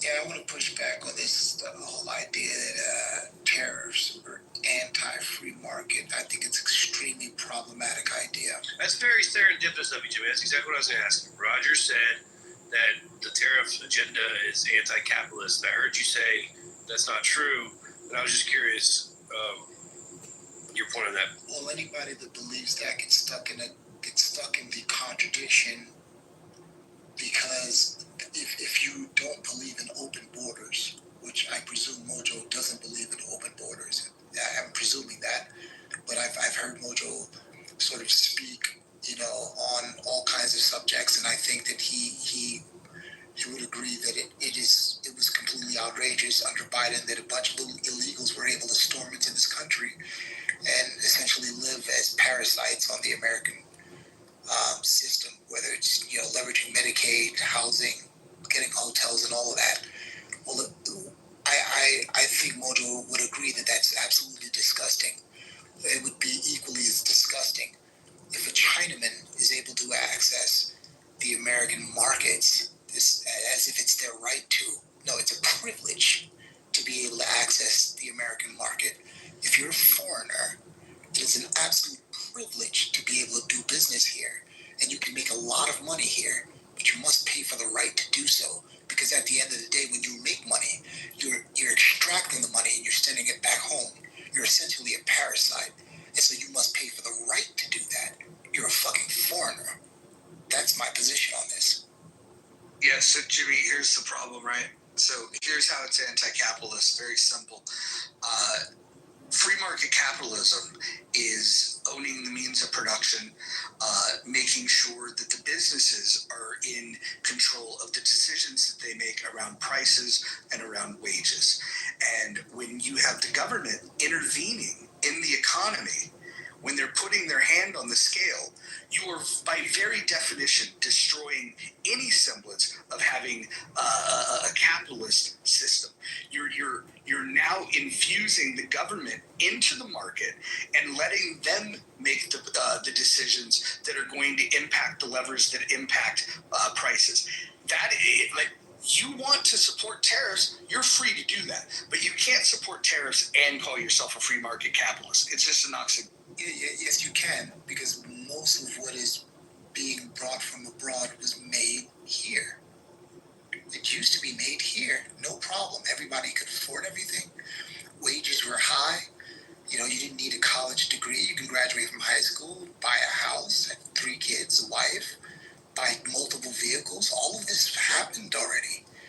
I don't know why we buy into this idea that, you know, it has to come from India, it has to come from China, or it's not capitalism. That is the furthest from the truth. So, Jimmy, I don't know where you're getting this from, Mojo. So, Jimmy, within a free market, you can import these goods from wherever you like. Instead of having the government put their hand on the scale, if we think that China is taking advantage of this market and we think that we can get a better deal working with manufacturers in other places, why don't we just import from other places? We don't need the government to do that. By the way, we can import from wherever we like, right? The other thing that we could do is we could, as consumers, we could revolt. I would much rather have a boycott at the consumer level of Chinese goods and services than to have the government put their hand on the scale. First of all, it would be far more impactful, because if we did that, they would have to get to the bottom of, like, why are they not buying Chinese shit? And then China would have to ask themselves the question, what would it take for us to buy their shit? Because we are the biggest consumer economy, and I agree that China wants to sell here. They want to be able to exploit this market. I just think that there's better levers to pull to control this. I think educating people on when you buy Chinese shit, if you square that with your thoughts around human rights, when you square that on your thoughts of where that money might go to and the regime that might be building a war machine that you're going to have to fight at some point, which I would take the under on. I don't think they'll ever want this fucking smoke. The fucking ships they have are not built for for deep water, and I don't think they ever will be. But at the end of the day, there are just better mechanisms for us to be able to deal with not buying Chinese cheap shit. I don't think, like, this is the difference between a capitalist and a statist, is you guys are always looking for a way to have the government solve these problems. I'm looking for the market to solve the problem, and you can have the importers and the buyers solve this problem far more effectively than Donald Trump. I would just like to say I'm a free market capitalist. I disagree with the tariffs. I think that the corporations should take care of it. But if I should have prefaced by saying that if they actually worked it the way these people think they work, then I might be a little more inclined to agree with them. But they don't. It gets passed on to the consumer, and that's all. Yeah, I'd like to point out that the government putting their finger on the scales is why all the factories were offshored in the first place. The government is the entity that created all the incentives to offshore factories. Like, it wasn't the free market that did that. I really need to point this out, that when everything was left normal, all manufacturing was done here. This is very important to point out, because I feel like we're going through a process of gaslighting now. That, this is being done because the government is overreaching, where no, the government is simply reverting to back how it used to behave for a very, very long time before all of this Chinese and Indian goods started flooding into our market. I'm not in support of government intervention, putting their hand on the scale in either direction. My preference would be to look back at American history, look back at when did we expand the economy to the greatest extent. There's a 30-year period that you can go study. Again, for those that like to read, you could go read about it. 1870 to 1900. the biggest expansion in human fucking history, and the thing that allowed that to take place was deregulation. When the government gets out of the way, it's amazing with the free market. You know, but there were tariffs then. There were tariffs at that time. Look, but the thing is this: at the end of the day, if you want to access America's market, you pay. It's super, like, that's not anti-free market. There is demand all around the world to access the most active consumer in the world. Companies all If you have to pay, how is that a free market? Listen, that's literally, look, okay, I repeat, there is the demand. Like, so imagine a mall, right? A mall where a lot of customers shop. There's a demand as a business owner to lease space in that mall. It's going to be more expensive because it's a... Yo, Jimmy, real fast, I just had a question for Roger. Did you bring Florida up, Roger, or no? I didn't bring him up. I know you moved him to the audience. He could get up here if he fucking misbehaves. Okay, cool. I didn't know if you wanted him or not. So yeah, this mall has a lot of foot traffic. You can make a lot of money. A lot of companies are willing to pay to access those customers. That's what this is. If you're going to ship your goods over here, pay to access our consumers. That is a free market activity. For people to believe otherwise is crazy talk to me, because this is how every single country on this planet behaves. It's a part of the free market. And so the free market in companies, not just you and us as individuals, but companies and governments. Governments are also a part of the free market. Governments are also buyers and sellers. Both governments are consumers.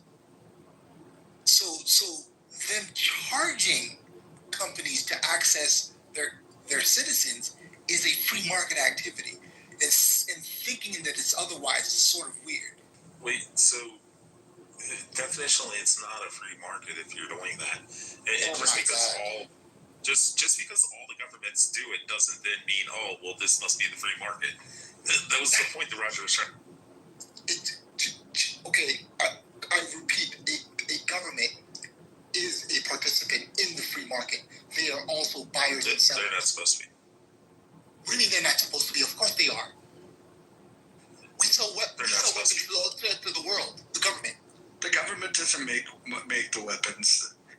The private. They sell weapons to the world. Yeah, Raytheon, Lockheed Martin. Yeah, they can't sell. They can't sell. Hold on. No. Raytheon cannot sell. Jesus Christ, Jimmy, listen. It's quite obvious you don't know how money moves. Oh my God, Jesus. Okay. Well, it's quite obvious that you don't understand how money moves. No idea. Sure. Well, it's very clear. You're illustrating it. You said that the government makes weapons. They don't. Private companies do. Now, if you talk about how foreign funding works, like, for example, our friends in Israel, what we do is the government will give them a voucher, and then they spend those vouchers with the contractors. So the government is still putting their hand on the scale, which I don't like. I don't like them putting their hand on the scale, period, end of story. You seem to be comfortable with it because you're not really a capitalist, and that's fine. You don't have to be a capitalist. Just don't parade to be one. The point is, you were incorrect when you said that the government sells weapons. They do not. What they do is they do a wealth transfer of taking taxpayers' dollars to create a voucher that goes to a foreign entity, and those foreign countries then cash in that voucher with the American companies. Look, the fact that I have to explain this stuff to you is crazy to me. I know that you're smarter than the average person on Clubhouse, but what's very interesting is that you don't know the very basics of how money moves. It's not gaslighting, it's steel manning. You just steel man. Oh my God. Well, dude, I wouldn't have even had to say that if you would have explained that you knew how money moves. The United States government sells weapons. No, they don't. No, they don't. No, they don't. No, you're incorrect. You're factually incorrect. You're proving again that you don't know how money moves. What the federal government will do is they will take taxpayer dollars, they will allocate a voucher to a foreign government, and then that foreign government will then purchase weapons from those private companies. If you don't know that, You can go read about it. You can go educate yourself, or you can come to the School of Clubhouse and you can learn from Professor Mojo. Jimmy, what is the duty and obligation of the federal government? Anybody there with a phone or ChatGPT? Yeah, Jimmy, what is the duty and the obligation of the federal government? What are they supposed to do? Constitution. You guys won't let me speak, right? So if you won't take it from me, I'll just read it off. Yes, the United States government does sell weapons. It's through the Foreign Military Sales and Direct Commercial Sales Act, right?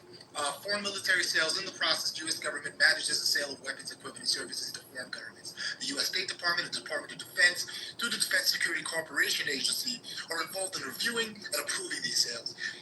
Gaslight. Have them break that down. Why don't you break that down what that actually says? Hold on. I can read ChatGPT too. The U.S. government does not. Hold on. Everyone mute up. The U.S. government does not manufacture weapons or sell weapons directly to anyone. I'm reading right from ChatGPT. This is the source that you like. It says weapon manufacturing, private defense contractors like Lockheed Martin, Raytheon, Northrop Grumman, and General Dynamics design and manufacture the vast majority of U.S. military weapons and equipment. When sold to foreign entities, typically the government will issue a voucher in which the foreign entity will then go to these defense contractors and pay for it using U.S. taxpayer vouchers. Now, same as I agree. I agree. If you have a phone at home, and you want to go on ChatGPT and you want to fact check all this stuff, you can go look this stuff up. Jimmy, I don't know why you it's like you're insisting on own goaling yourself.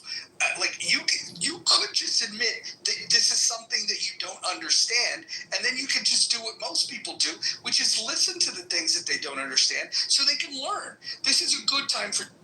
All right, so I already Dunning-Kruger link in the chat to the State Department website, which explains exactly the U.S. government's activity in sales. But let's just pretend that Mojo's correct, so we can move on. Well, hold on. Let me ask this to Abby. Abby, when the U.S. government sells weapons to Israel, right? Because Jimmy says that the U.S. government sells them to.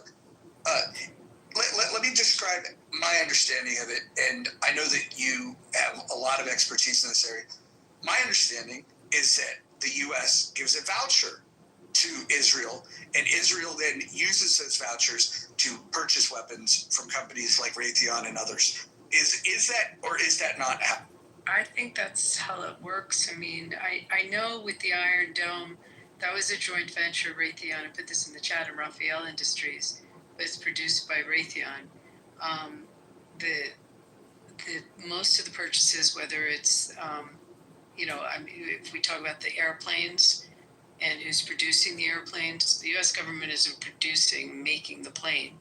The plane is being manufactured by airplane manufacturing companies. By private contractors and yeah, they're all private contractors. Same things with the. Yeah. That's how you get on SoundGov. You petition. Watch the movie. What was it? War Dogs. If you watch the movie War Dogs, about how they were trying to get it, it's quite accurate. Jesus Christ! No. Listen. You're not going to dumb down this conversation by talking about Joe DeHill. No, we're taking it to the Constitution. Okay, you're going back down. What if is that guy from Chillism too? No, he's not that I know of. He might be new in it. Roger, is chillism just like a slur? Yes. I've been hearing about this the last couple days. Chillism is a place where I visited the other day, and these two guys argued for 45 minutes about Hegel. They were arguing about who had the better understanding. Okay. Yeah.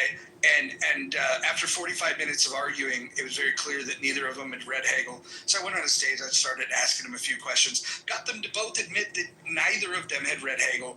That was Concrete and Ike. So if you ever run into those guys, if you think the people in this room are stupid, you should go to Chillism because, by the way, if you tired of getting shit on by somebody that understands more than you, you can go to chillism and you'll be the smartest person in the So room. you think if I went over there and started talking about Hegel, Bubby, you've been there before. You just didn't realize it's Nathan Arts and Knowledge. I'm in white belt in chillism. I have to tell you, it is the collection of the fucking misfits of Clubhouse. It is. I thought you were gonna say misfits. It's the stupidest people that this app has ever fucking onboarded. And then there's a mixture of people. No, Monica, hold on. Then there's a mixture of people that like to go and it's like going to the zoo. Right, that's how I think of it. So, sometimes Monica likes to go to the zoo, and she likes to go and see the giraffes and the zebras and the monkeys and whatnot. But you're not going there for a conversation. I mean, maybe you do talk to the monkeys at the monkey exhibit, but that's about what it's like. Like when I go in there, it's a destination. I'm gonna decompress and just kind of watch a theme park for you. Roger, that is the way Monica thinks about it because it's mostly black people. She just likes to go in and tell them how great white people are. Bubby's laughing because Was that a female laughing like that? Was that a girl laughing like that? I don't know. Do I hear a geriatric bitch yelling at me? I don't know. Oh, it's Bubby. Yeah, suck my dick, bitch. Fuck you, cunt. Oh, really? Seems like we have equal power here. You sure you want to call me a cunt? Yeah. Don't mod abuse Monica. It's not cool. So, Monica, you've sounded very defensive of chillism. Let me ask you this. Average IQ of that room, what do you think it is? I don't know. I have friends there, so when you say them that, and by the way, I moved Bubby down. I know you did. I brought him up. You guys stop moving people. Fuck. He called me a cunt, Roger. Okay, hey, hold on. And told me to suck his penis. Monica, stop. Okay, hold on. Suck it from the back while you're at it. No. All right, now I'm moving down, you fucking dickhead. Listen, don't do that. Fucking Monica is a fucking all-star in this app. We love Monica. Don't treat Monica that way. It's fucking crazy. No, so Monica, what do you think the average IQ is on that app? Well, I mean, Tally's there. And I like Tally, but Tally's not enough in a room of 10 people to raise the IQ level too high. Okay, so when I we're talking about a group IQ. Okay, let me ask it a different way, so you'll feel less defensive of it. Okay. When you walk into that room, typically, don't you believe that you are the highest IQ person? No, actually, I don't. Really? Yeah, Oh, wait, hold on. I take that back. She was in there. Hold on. No, well, come on. Just because you speak posh doesn't mean you're smart. I do think Io's intelligent. Io, yeah. Io's probably one of the. Io brings it up. So I was going to say it's a 75. Mike is strong too. Incredible. The Hulk, Mike. You mean Psych? No, that guy's a fucking retard. No. Well, don't count him out. No, I did. I just did. He's a fucking retard. No, listen. I'm telling you. I'm looking across this stage right now. Hikima, Mike. Dude, Hikima's a flat earther, and I would say that Hikima is at least 10 points higher than the average person that spends their time in chillism. Well, I mean, that's what you can think. I don't think so. There's some really cool people there. But then again, there's good people on both sides. Yeah. And Roger, I think sometimes our society, we focus on smarts, and I don't know if intelligence makes a great person. In fact, I'm not making that argument. Why are you listen? Well, it does hurt my feelings to hear my friends being called dumb. Well, all right. What about? Can you agree on this? Concrete, lowest IQ on the entire. I want to say yes so bad, but that wouldn't be honest. I can tell you. The only the person running. Loki, have you met Loki? I've seen a lot of these people. They're all fucking retarded. Nathan's a fucking retard. They're all fucking retarded. And if I have to pick between a nice retarded person and Rich, guess which one I'm picking? Okay, so you don't like Rich, but I would guarantee this. Rich, who doesn't shut the fuck up about it, has an IQ of 141. It just proves Well, my I don't point. know. Oh, hold on. But I would bet that, with the exception of Io, Rich has a higher IQ than anybody that's ever stepped foot in our room. We've actually went through this. Io and I are the highest IQ people. No, you're not in there anymore. Don't you think it's a bit of a stretch to say that Concrete's the dumbest when we went through Sarah for I don't know how long? Oh, well, hold on. Sarah, it's not about Sarah being the dumbest, but Sarah is, she's full of shit. She's bigoted. She's got the most annoying voice. What about the guy that you said was the fake Stanford graduate? Kubu, you know what he is? He's just dishonest. I don't think he's as dumb as he is dishonest. I think he just likes to lie about it. Wait, there's a guy on here named Kubu? Yeah. Oh, dude, Kubu's, I don't know if he took it from, but it's from a space opera called Galaxy Outlaws. It's actually a dog in the character. I would say the highest IQ individual that I've ever met on this app would be Ethan Muse. I don't know if you're familiar with him. Ethan's great. Religious room. Highest IQ individual I remember meeting. You know who I'm going to say, Mojo, Austin. Like, there's nobody that I've met that breaks shit down better, has better understandings or grasp of things in multiple, like, I don't even know how to fucking explain it. Kid's just fucking insane. Have you been in the rooms when Eric Weinstein came in?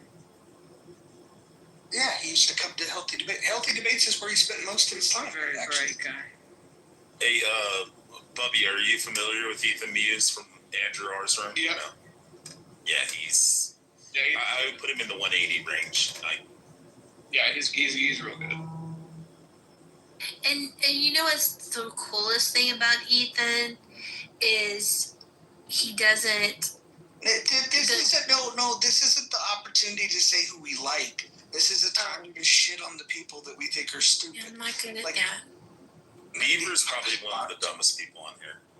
Who? Beaver. He is not. Well, hold on. No, Beaver is dumb. But what Beaver did do is he accurately predicted the election, exact pick on the electoral count. So I was only saying that because he's down in the audience. He's very bright. He's very bright, and he's better sports better than anyone on here. See, I can't say too much on people. Wait, hold on. Let me just say this.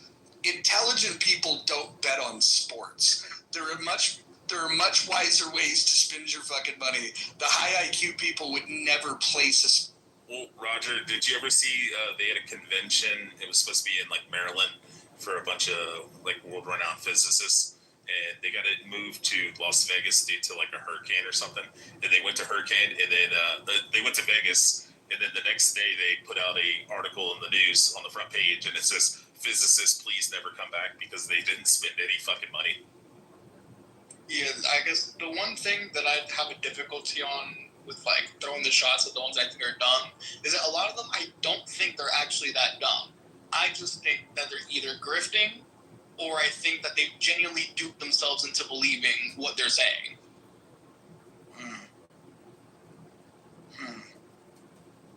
Like high on their own supply. If you had to say the IQ of Dr. Copeland, that was the COVID dude, right? Yeah, the COVID guy, the guy that would talk about COVID, but he's a chiropractor. He told me once that a human fetus wasn't a human, and I'm like, Yeah, I mean, I wasn't in too many of the COVID rooms during that time. I think that's the only matter of fact. Thank you for bringing that up, because that was the only time I actually found Norm to be decent enough to be in a room with. That was crazy. Well, listen, if you don't like Norm, that says more about you than it does. Norm's incredibly bright. That's fair. He's that's fair. Let us incredibly say what it bright. wants about me, but still, fucking hell. You know what? He's incredibly bright and incredibly well-read and well-educated. And he's a two-time I didn't say that he wasn't. I just said I don't fucking like the dude. That's all. You don't have to like him, but we're talking about smart versus dumb. and he's an incredibly intelligent and well-educated person. One of the problems is also like some of the people that, what did we just have someone who said they were political scientists but didn't understand politics? You know, there's people you could tell they have formal education, or you could tell that they just really know a subject. Norm has both. He's formally educated, but he's in the weeds on subjects. Like, he's very bright. Yeah, I think if Norm could learn to do two things, not eat while he's on Clubhouse and not speak out of turn. If he were to do those two things, he would be the perfect human. He would be more welcome, for sure. Do you guys know that I literally voted for him? I had my kid vote for him. I had my mom vote for him. Yeah, I voted for him. Does it show up on the register, the voters? Like he got 3? It doesn't officially count because he wasn't somebody that qualified. He didn't pay his filing fee and all that kind of jazz. But and by the way, I put in El Normo. I didn't put his Christian name. I guess I shouldn't call it a Christian name if I'm referring to a Jew. But yeah. I've heard you say that, but I never really took it seriously. That's kind of funny. No, I legit voted for Norm. And by the way, he's my leading candidate going into 2020. Jesus Christ, what a shit show. He can kind of parlay on almost any subject, and he knows it. Well, I mean, that's the other thing. You know what's cool about him too is that's the thing, Abby, is I have more fun talking to Norm about pop culture than I do talking about politics. You know, music, movies, shit like that. He's very he's so knowledgeable on so many subjects. It's pretty impressive. Speaking of pop culture, not to derail, but I saw Superman and Fantastic Four, and I loved them. It was so nice not to be preached at, and I thought they were really well Superman done. movie was preaching. Oh, maybe you didn't realize that Superman is like a pussy, and he can't actually like defend himself, and he has to like rely on Pro-natalist. It was pro-baby. Do you know the story behind Superman at all? Yes. What do you think of Superman? Thought they chose well. I had no problem with the acting and the actors in either of the movies. Who do you think should be the next James Bond? Male. Well, have high standards for James Bond. Well, hold on. You guys got to get this straight, right? If they want to make a spy thriller in that universe, they've talked about women, they've talked about black men. You could do that, and you could even call them 007 if you want, because that's a title. But James Bond is a white British male. Period. End of story. If you start fucking with that formula, you're not doing the right thing.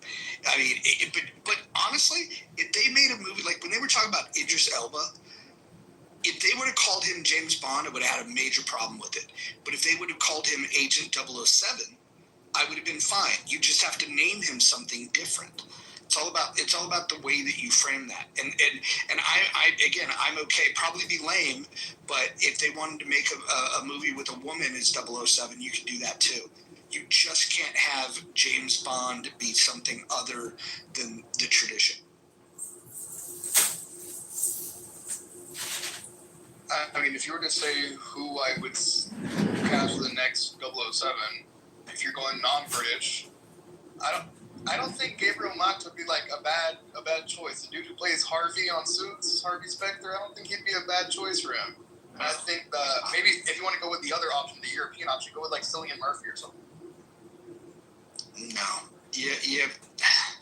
This is so great.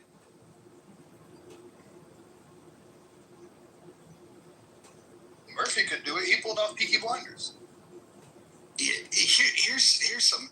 If you wanted to make a 007 film, and 007 is going to, you could create all kinds of new characteristics. They don't even have to drink, drinks that are shaken, not stirred. You could have like you could have an Agent 007 that doesn't drink at all. You could switch that up, but you can't have a James Bond that doesn't drink. This is the rules that they should abide by. They won't do it because they don't fucking care. If they think they can make some money, they'll mix it up and do something. I will say, when Spider-Man became a Hispanic, that was a problem for me. And it's not that I don't like Hispanics. I eat Mexican food probably every other day. But no, Spider-Man is fucking Peter Parker, and that's not negotiable. There is multiverse of different Spider-Mans. Yeah, I don't like this multiverse crap either. Oh, this really? is like so then nothing fucking matters. Well, that was the original complaint with Endgame. Go yeah, exactly. Go look at Rippaverse. It's a whole new it's a whole new comic book series. Like Esom is the first one that they released. The entire idea of Rippaverse is to cover the fact that comic book writing has gotten out of hand, where death doesn't mean anything. There's nothing of consequence, because then you can go, oh, well, that happened in that universe over there, so we can make anything happen. You should have consequence. If fucking Robin dies, he should stay dead. There shouldn't be another Robin. I didn't mind. Somebody was pretty clear. I think there's one bringing back that was pretty fucking terrible. That we all just kind of we glanced over it for a second. Then we were asking questions. Then we kept glancing over it. Why fucking he come back? Yeah, well, why would anybody watch Fast and Furious? That's another problem. See, I didn't have a problem with Miles Morales if they wouldn't have made him so old. If he didn't do the whole, I'm a young black man, and the oppression of blacks and Hispanics, and the way they marginalize us, all that shit. Well, what about the dude that was playing Falcon that they decided to fucking turn into a Captain America, and then he gets interviewed and he said that he didn't think that the character needed to represent America. Yeah, that was bullshit. Because the idea of him becoming Captain America does exist within the comic book. No, I get that. I'm saying when the actor said that, I'm telling you, if I was in Hollywood and there was a fucking blacklist, he would be on it. He would never act again. He would never be in any film ever. He would have to go make films in fucking communist China after that comic. Oh, you know who you would actually enjoy from chillism in this conversation is Knowledge. He's a fucking huge MCU fan. I'm a DC guy. I'm okay with DC. I've just always been a Marvel guy for the movies. Well, did you see the new, not X-Men, but the woman she plays Silver Surfer? So they changed that gender, and she serves Galactus, the destroyer of worlds. DC's are superior. Galactus are horrible. Fun fact about Superman, forget the writers, the names are so good about Superman.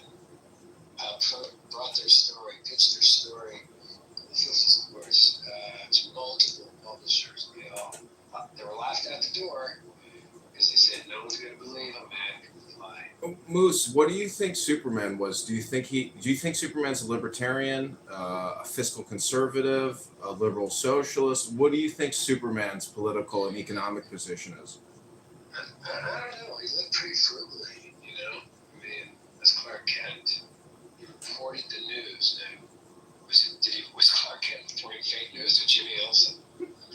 Lois Lane? What about more importantly, about Lois Lane? Well, you would know. You distribute fake news. Dig deeper. So you know how to do this. Who created Superman? Who were the two guys that created him in what year? We're gonna see if my Google it.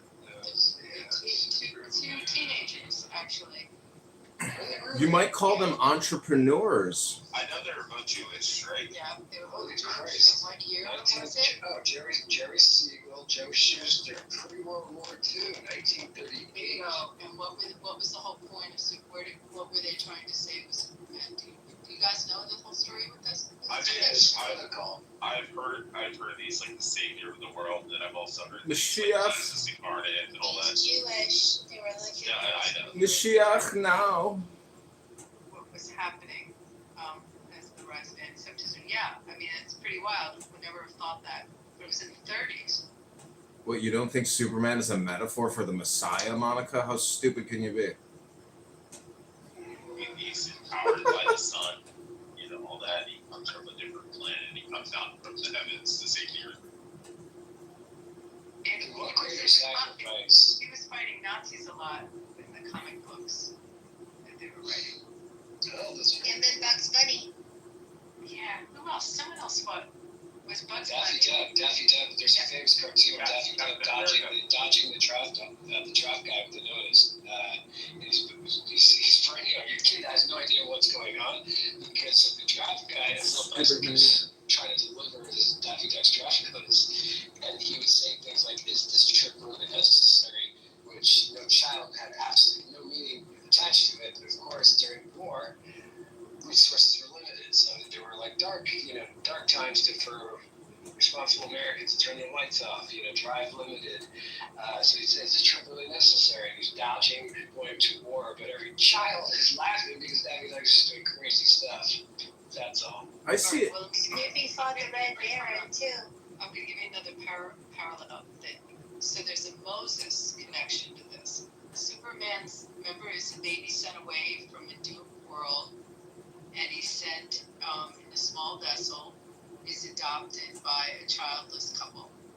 There are parallels to this, right, Moses? Also Donald Trump, because Donald Trump is technically fighting the New Age liberal Nazis. Come on, let me just stay with Superman for a second.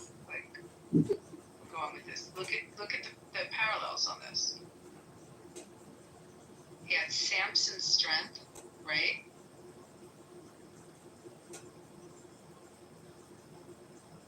I don't know. There's like all kinds of stuff written on it. Yeah, it's definitely scripturally based, I would say. It's funny that Marvel gets all this credit for like the MCU. It made a lot of money, commercially, successful. But if we're going to talk about what the best superhero movies were, the Donner Superman movies, the 1 and 2, and I know Donner was unhappy with the second one, but those two, amazing. Christopher Nolan's Batman universe, the third film sucked, but what the universe that he created, that's amazing. And then Watchmen is amazing. There's nothing that Marvel's done film-wise that has touched any of that stuff. Yes, they made a fucking shitload of money, and that's a measurement that I don't completely discount. But if we're just talking about what the best movies are, the three best universes that they've created on film have all been DC. Well, don't forget. My favorite is that he makes so much money indicate that maybe most of the general public may have a different opinion than yours.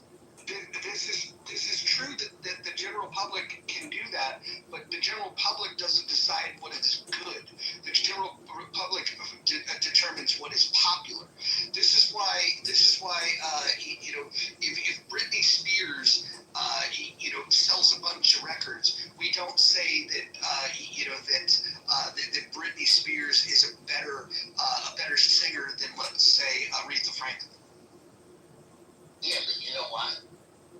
People have different opinions of these things, and you always sometimes think that your opinion is the absolute God's own truth. Yeah, I agree with that. And I'm not like that. I actually think I look at markets, and so I actually say, you know what? Most people, this is better. Doesn't matter what I think. We have a very different deal with that. Wait, hold on. Okay, so Gone with the Wind was the big money maker back in the day, right? And if you adjust for inflation, it's still a big money maker, right? You agree with that? I always have to do the numbers to adjust to inflation, so I don't know if there's right. Yeah, okay, and if it's wrong, there might be one or two films that have passed it up since, what year was that? 39, something like that? Mostly you have to adjust for population. Oh, no, you don't. Listen, they did so well comparing to, I don't even want to get into it. That was the commercial hit. No fucking critic on the planet is going to say that Gone with the Wind is a better film than Citizen Kane. You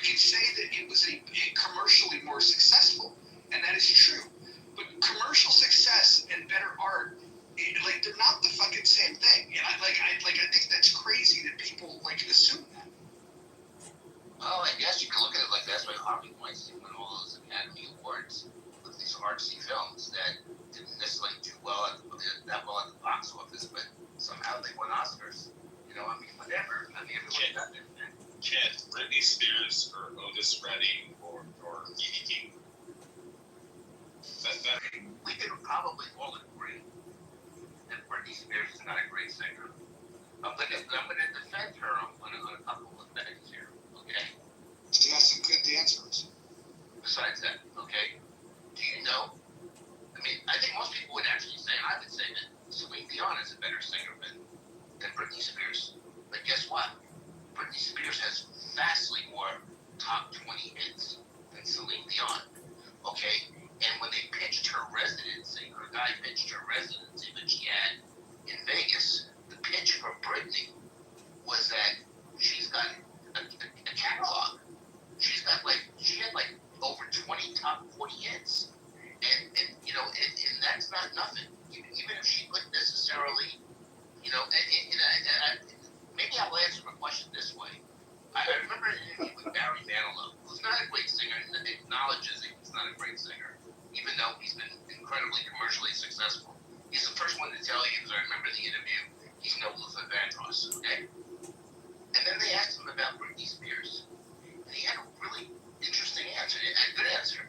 He said, she has a lot of good music, but how well she can sing if she had to sit on a stool and just sing, I don't know because I've never seen it.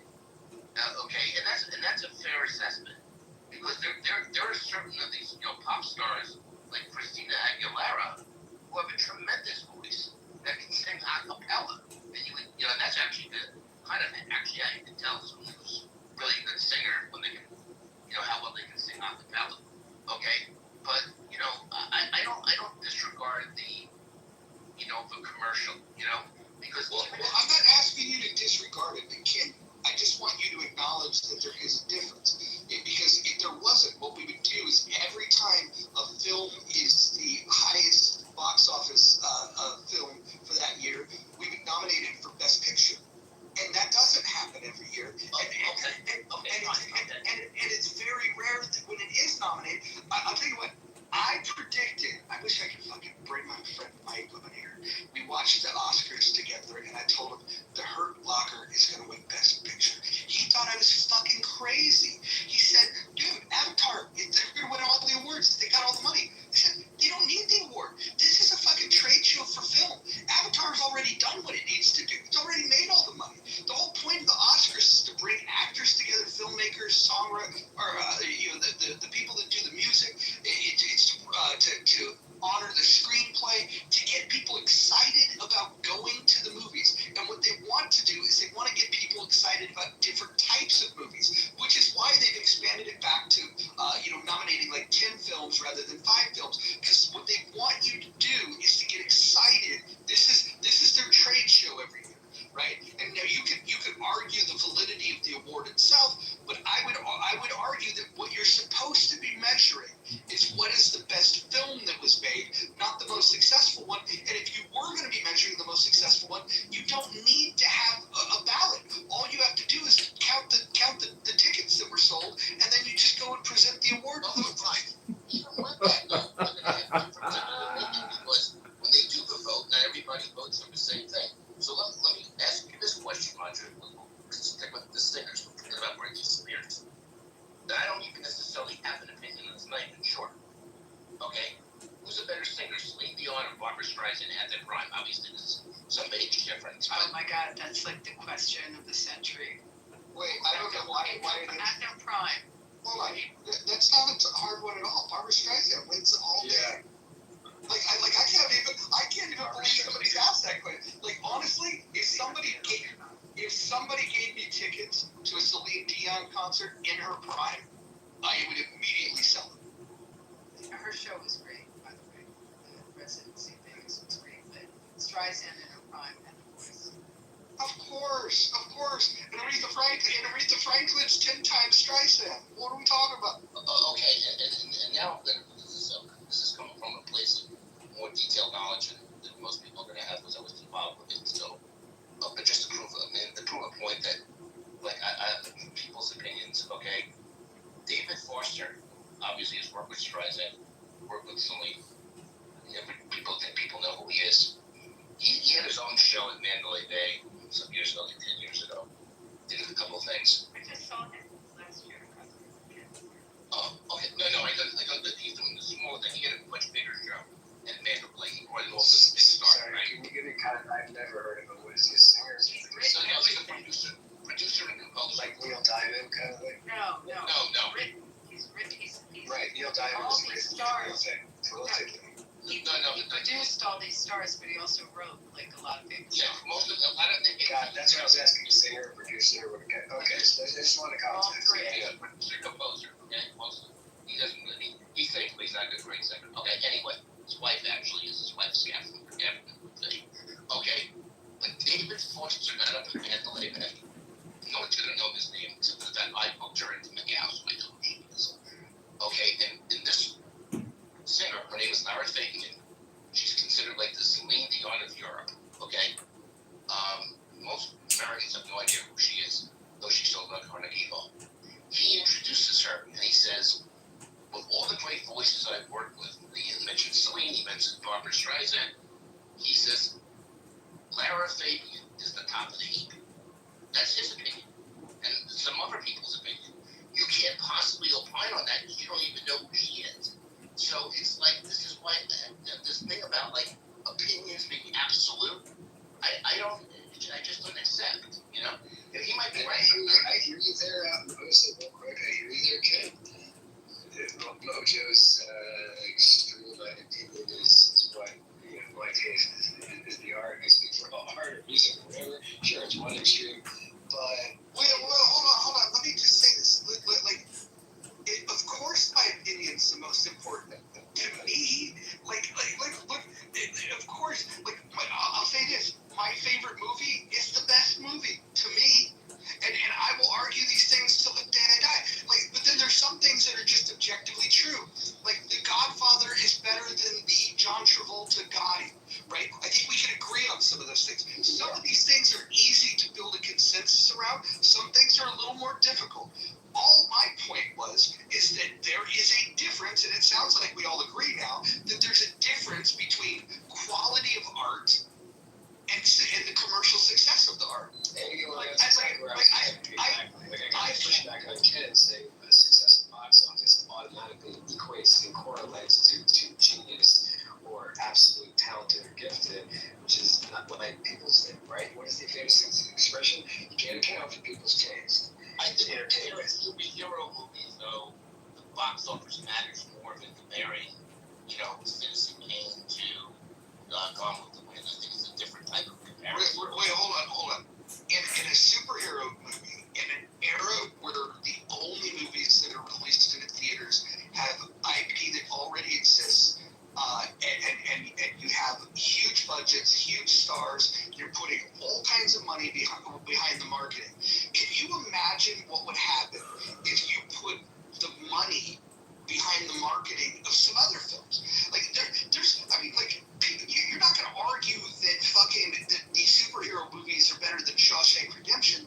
People didn't go see that in the theater because they thought the name of the movie was fucking stupid. They did not go see it. Go look at the box office results for Shawshank Redemption. Not only was it nominated for Best Picture, if you go look on IMDb, it's one of the highest ranked films of all fucking time. I actually don't like it as much as everybody else does, but I can recognize that this is something that commercially was a fucking disaster before it hit video. Right? Before it hit the secondary market, in the theater, Shawshank Redemption was dead on arrival, fucking did horribly. That's not an indication of whether the film was good or not. Right, like what's the Cuckoo's Nest? I don't think it was a box office smash, especially the year the competition that they came out. I think it was around the same time as Rocky. Cuckoo's Nest was late 60s or early 70s? 70s. Yeah. But anyway, exactly, the masterpiece. Nurse Ratched, I think she won Best Supporting. 75. Look, 75. Cloris Leachman you're talking about? It was Cloris Leachman. No, it was Louise Fletcher, and Louise Fletcher, thank you. But I think 75 was Jaws, and that was like the epitome of a box office smash. Rocky was the stunner. I think that one. Rocky was the underdog. Really, I mean, and when you now talk about how they filmed that and what little budget they had, and he went running that famous scene where he's running to the Italian market, like they didn't script that. You know, he went running through people that was all natural reactions to people that were there. Like, who is this guy? Why is he running here? That was great. Hey, I want to read this to Moose because I didn't know this, but you brought it up. So, Cuckoo's Nest had a budget of $3 million.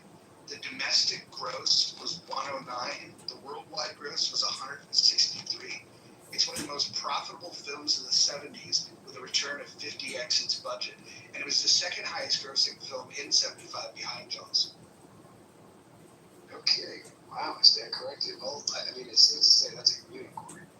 For a character-driven film with no special effects, massive growth. I did not know that. Wow, I thought it was. What do you mean there were special effects when that Native American busted through the wall and they they escaped?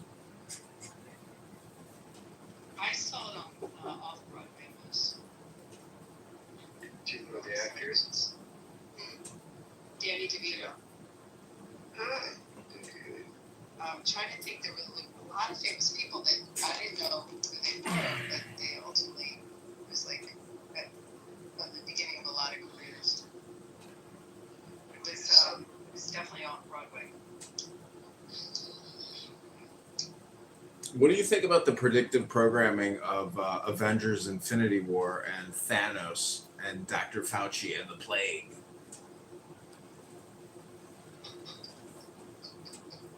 I don't think I want to have a discussion of anything of the kind.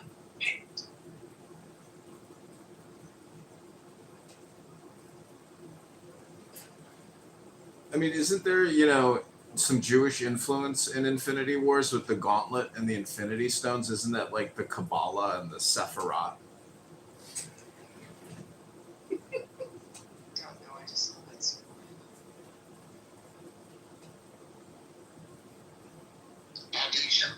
Everything you need to consider with the Donner Supermans and what later came with Marvel, because of just like where we were on calendars, different time periods.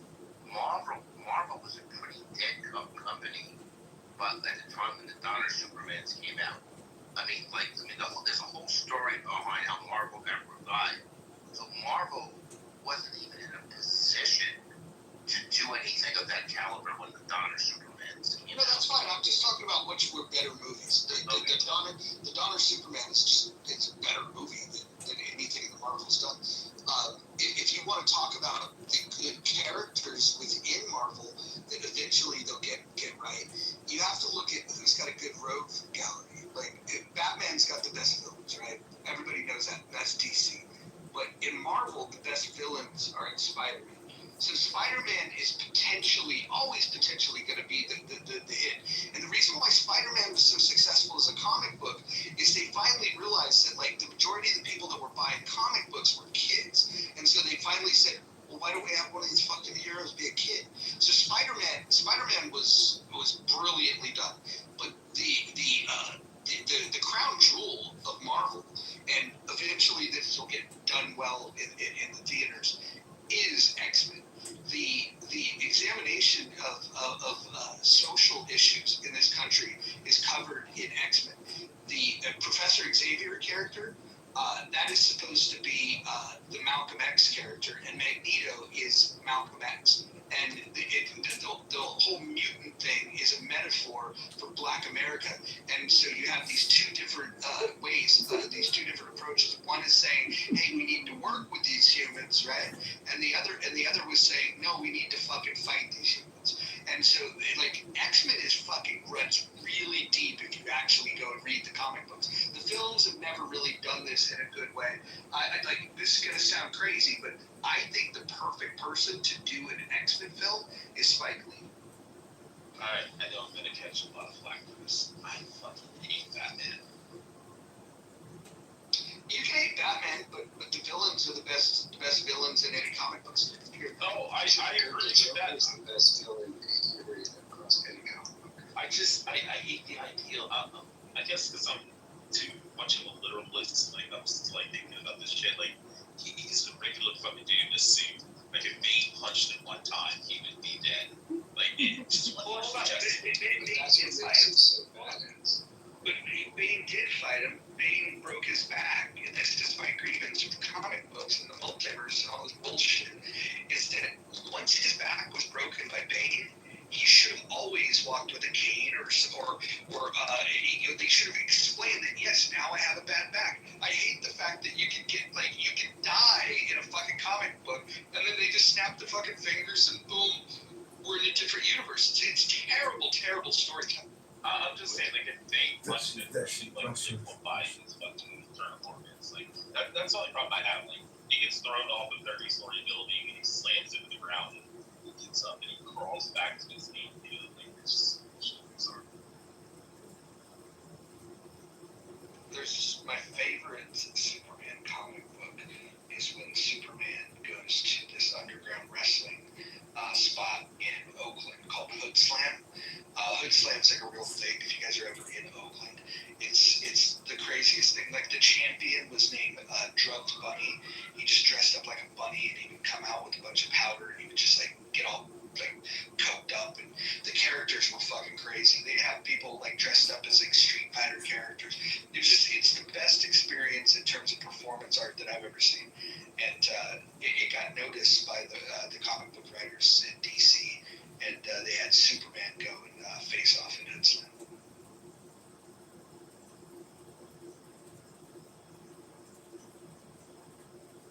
Roger, are you aware also, by the way, with Spider-Man, I don't recall all of it anymore, but there's been like litigation or whatever you want to call it between Sony and Marvel for years over who has the rights to produce and distribute Spider-Man movies, and even getting the first Spider-Man movie out was difficult because of that issue. So, I mean, sometimes what you might see on the screen, particularly with Spider-Man, might be compromised by, you know, those types of issues. You know, I mean, and it happens with James Bond too, because of it used to happen with James Bond because of the Broccoli family and MGM. That's been cleaned up just recently. But for most of our lives, you know, I mean, other things go on too.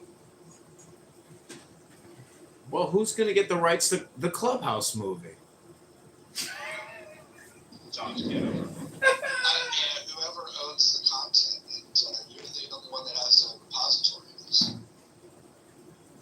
besides Clubhouse.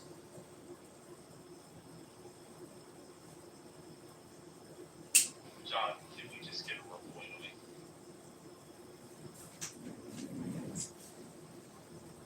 Yeah, Rabbono Shalom. Many people don't know what that means, but in Hebrew it means master of the universe, and it's extremely useful to repeat that saying, Rabbono Shalom. Roger, you'll love this. Wait, hold on. Before you do, can we just address the autism that appeared in the chat where Eric Nowlis said Superman wasn't part of any political party? John, would you mind breaking down Skeletor for Roger? It's really good too. You probably enjoy it because I know you're from that area. Yeah, so that movie Skeletor, He-Man Masters of the Universe, that's all about Skeletor is, you know, this wizard who takes Grayskull, opens up a portal to the universe and becomes God. He literally becomes God, and everybody's like, oh shit, Skeletor became God. But Skeletor had an anger management problem, and he couldn't let it go. And even though he was God and he already won, he couldn't let it go, and so he fucked it all up. That was the worst take you've ever given on it. No, but it's true. Just watch that movie and you'll realize Skeletor wins, but he's still unhappy. He's still angry, and thus it destroys him in the end. What's the chick that always like guides him around? What's this chick? Fuck, what was that girl's name? Evelyn. No, Evelyn, like evil. Her name was Evelyn, basically. What's your take on She was his concubine or lover, but it was kind of funny when he takes Grayskull. She says, "Grayskull is finally ours," and he goes, "No, mine."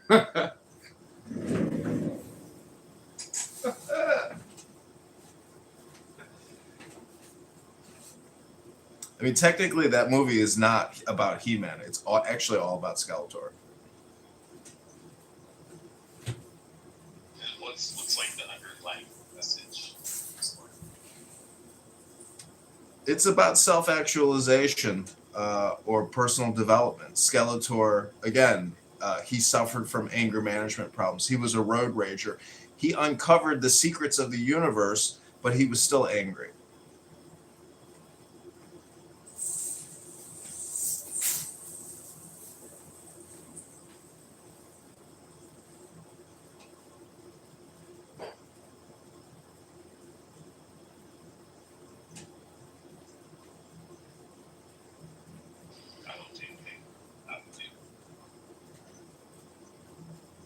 Ken, I was just looking at so David Foster's married to Catherine McPhee. Yeah. But 35-year age gap? Yeah, he's been married many times, as you know, right? I'm just looking at it, and like, Catherine McPhee is like a smoke show. Like, this is wild. Yeah, a friend of mine, here's a story. A friend of mine who used to do weddings, he's like in the event production, doesn't do weddings anymore, because this is like corporate events. He actually he was in charge of the music and everything for Catherine McPhee's first wedding to her, before David Foster. But they were already friends because they had known each other through like American Idol or something. She won one of those talent shows, or she was on one of those talent shows. So David Foster got invited to the wedding. Okay? And so David Foster, got up, and even though he wasn't, engaged to like play there, right? I mean, my friend had his own piano player, but for David Foster, you step aside if David wants to do something. Because David's got like 20 Grammys or something. So David Foster's like playing this song or doing this song, and like a lot of people don't know who he is. I mean, I will admit that, okay? Because he's not a singer, right? He's better actually. Interestingly enough, he's better known in Japan because the Japanese actually read the liner notes of CDs. It's a whole different issue. But so David Foster's doing this song, and one of the attendees who doesn't know who he is, but is impressed with his musical abilities, actually goes up to him and says, you should think about doing this as a career. But yeah, no, I know. Yeah, they've known each other a long time, but now they are married. They have a kid. By the way, the kid, the kid's like, I saw the kid when he was like, maybe he was only 3, maybe he was 6, I don't know, but he was a tot, and he was like playing the drums, and God, he's good. Okay, I mean, just like runs in the family, So Roger, this is requesting an audience or. Yeah, bring him up. I tried bringing him up, but yeah, I don't know how he got down. We got Water in here. Water is one of these guys that hangs out Democrats and has weird takes on things. Water, what kind of weird take do you have tonight? He hangs out with the beer. Don't do that.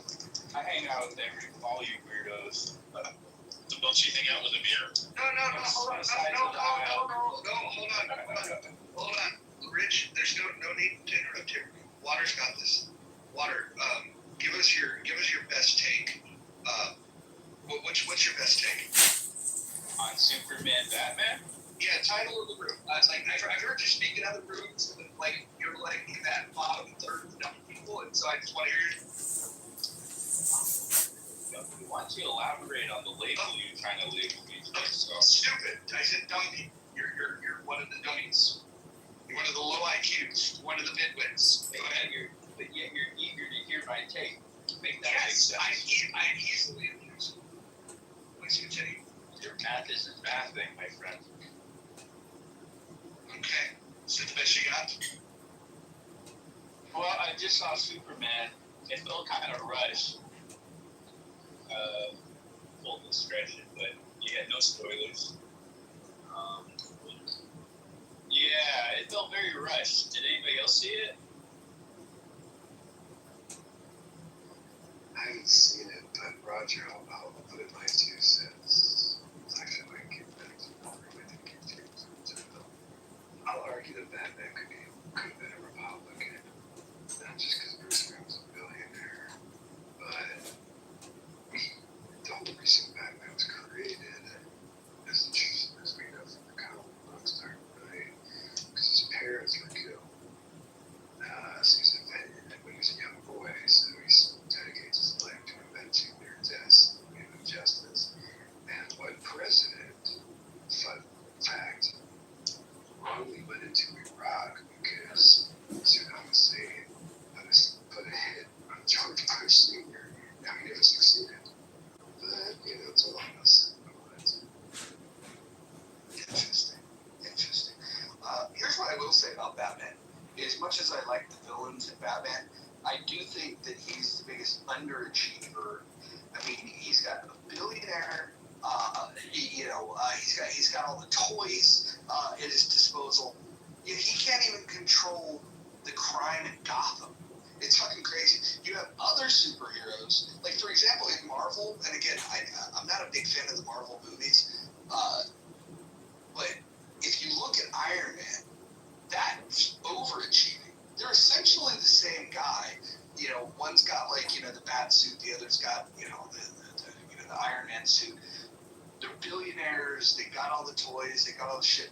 But the scope of what Iron Man is able to do is so much. If Iron Man went to Gotham, he'd clean that shit up in a fucking second. Batman fucking struggled to deal with underboss criminals like fucking the Penguin.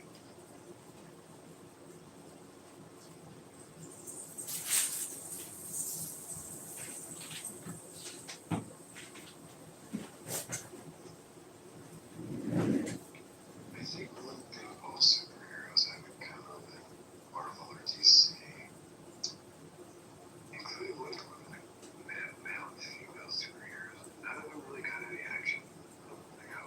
Batman was always getting hit on left and right. Big Catwoman, Batgirl, usually the villains, the defensive house, all loved Batman, but he was turning down. Do you guys ever see the film adaptation of Watchmen? The film adaptation of Watchmen, the movie? Yeah, like 4 hours. That's not 4 hours. It's almost 3 hours. It's very good. The only thing they really changed was at the end in the graphic novel. It's an octopus, and they didn't know how they'd be able to film that with the budget they had, so they ended up, saying that it was a nuclear exchange that they were worried about, and so I think it actually plays pretty well. But the love scene set to Leonard Cohen's Hallelujah, best love scene in any superhero movie outside of Howard the Duck. Yeah, The Watchmen was an instant classic. Oh, it's well done as an adaptation.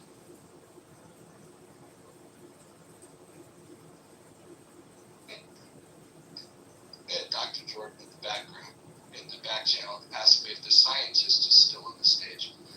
If you guys remember, the scientist was the pretty girl. She wasn't very bright, but I guess I'm going to tell him that she is Jinx. Not the one who's in the situation where multiple times. Right. I don't think she absorbed a lot of the information that we shared. She just didn't seem to sink in. I think the only thing that woman absorbs is penis. One injection.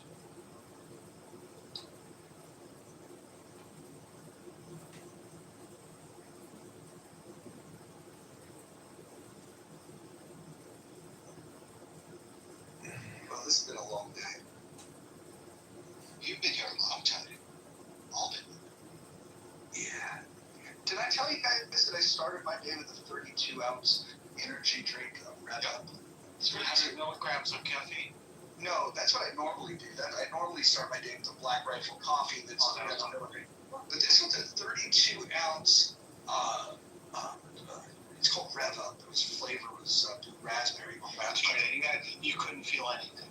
No, it didn't hit me, but it's like it's steady state. It's like I didn't get like the highs that I would normally get, but now like this is hours later, and I'm just like I'm not going away anytime soon. Yeah, that makes sense. It all makes sense now.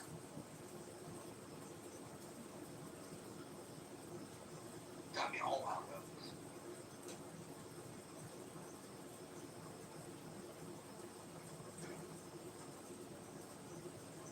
American Party, are you a caffeine junkie? Yeah, I have an espresso machine, and to get 6 or 8 of those little pods, it's now about $15. But I love my Nespresso maker. It's one of the best kitchen appliances or items I've bought. I love coffee, and having an immediate Nespresso available is fantastic. So I don't do fancy, but I've got a Keurig, and I buy this inexpensive local thing called Seattle's Best, and I can get 60 of these little Keurig. It's not the best coffee, I'll be honest. It's a medium roast breakfast blend, and but for 60 of these things, I only pay $10.99.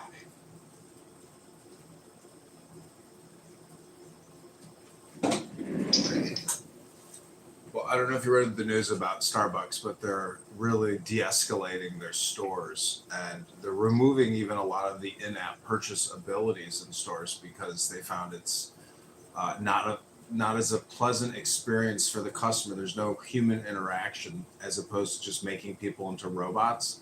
So Starbucks and their new CEO is supposedly revamping the experience, not only in the store but in the app as well. Yeah, the previous CEO didn't do him any favors. I stopped going to Starbucks when they stopped carrying the chocolate-covered espresso beans. As soon as that was unavailable, I checked out.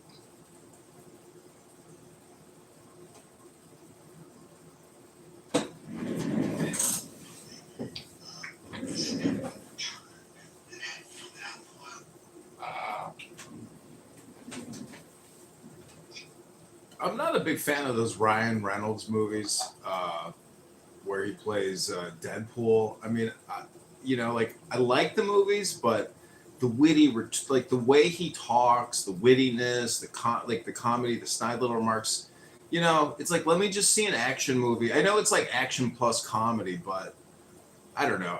To me, like, watching him in one movie is enough, and then the continuation of that type of personality, it's like, I have no desire whatsoever to give money or time to a movie theater really for the rest of my life, unless perhaps I have a wife and a child who I need to pacify with stupidity to waste their time so I can get some peace and quiet. I mean, that's the only reason I could possibly see wanting to go into a movie theater to watch more regurgitated shit over and over again. There's nothing new underneath the movie theater, dome. And, it's alpha brainwave state. It's the same thing opening up Gmail, Netflix, Hulu, even this app. You get an immediate dopamine response. It puts you into a slumber and a brainwave state. And it's basically hypnosis. To build on that, John, it is kind of wow how when you open up Netflix and all these apps and shit, you look through, you're like, I've seen all this stuff you can do. And then you start looking at it, you're like, these are like an hour and a half long, and I've seen probably 30,000 movies on this phone. And I'm like, how much time have we wasted? I mean, granted, it's entertainment, but a lot of the shit that we watch is dumb. And I also that's my biggest pushback on the DC shit. See fucking shit with the characters. It's like, oh, Superman fights a bad guy and he wins. And like, that's different. The only Ryan Reynolds movie that I've watched more than once is one that he has a small role in, and it's Adventureland. It's becoming one of my favorite films. Notebook. Dude,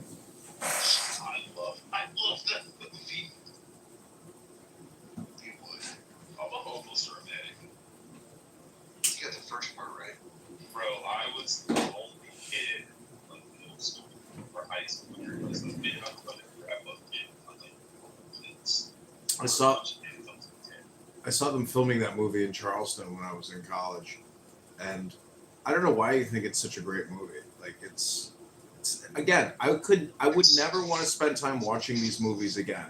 To me, actually being on Clown House, recording my ugly bald head on YouTube, is like me doing what they do and me not wasting my time, even though I know it's a waste of time. I'm just saying that movies, if you calculate the total number of hours that you have spent consuming movies and that opportunity cost lost, it's unbelievable how much time, it's unquantifiable what could have been achieved if it wasn't for the mass hypnosis and commercialization of pictures.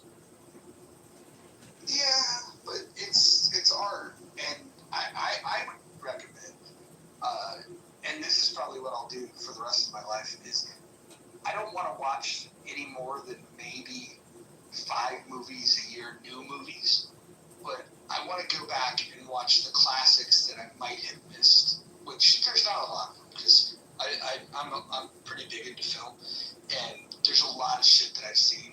When it comes to the AFI Top 100, there's like 4 or 5 left that I haven't seen. Eventually, I'll get around to that. Some of the Kurosawa films are things that I'll probably visit at some point because people, say that you gotta watch them. So I'll go check them out. But there's movies that I watch over and over again. Like every year, I'll go to the theater and I'll say "It's a Wonderful Life." There's just different times of the year when I'm watching movies. My very favorite film of all time is Night of the Hunter with Robert Mitchum. I think that's one of the best movies ever made.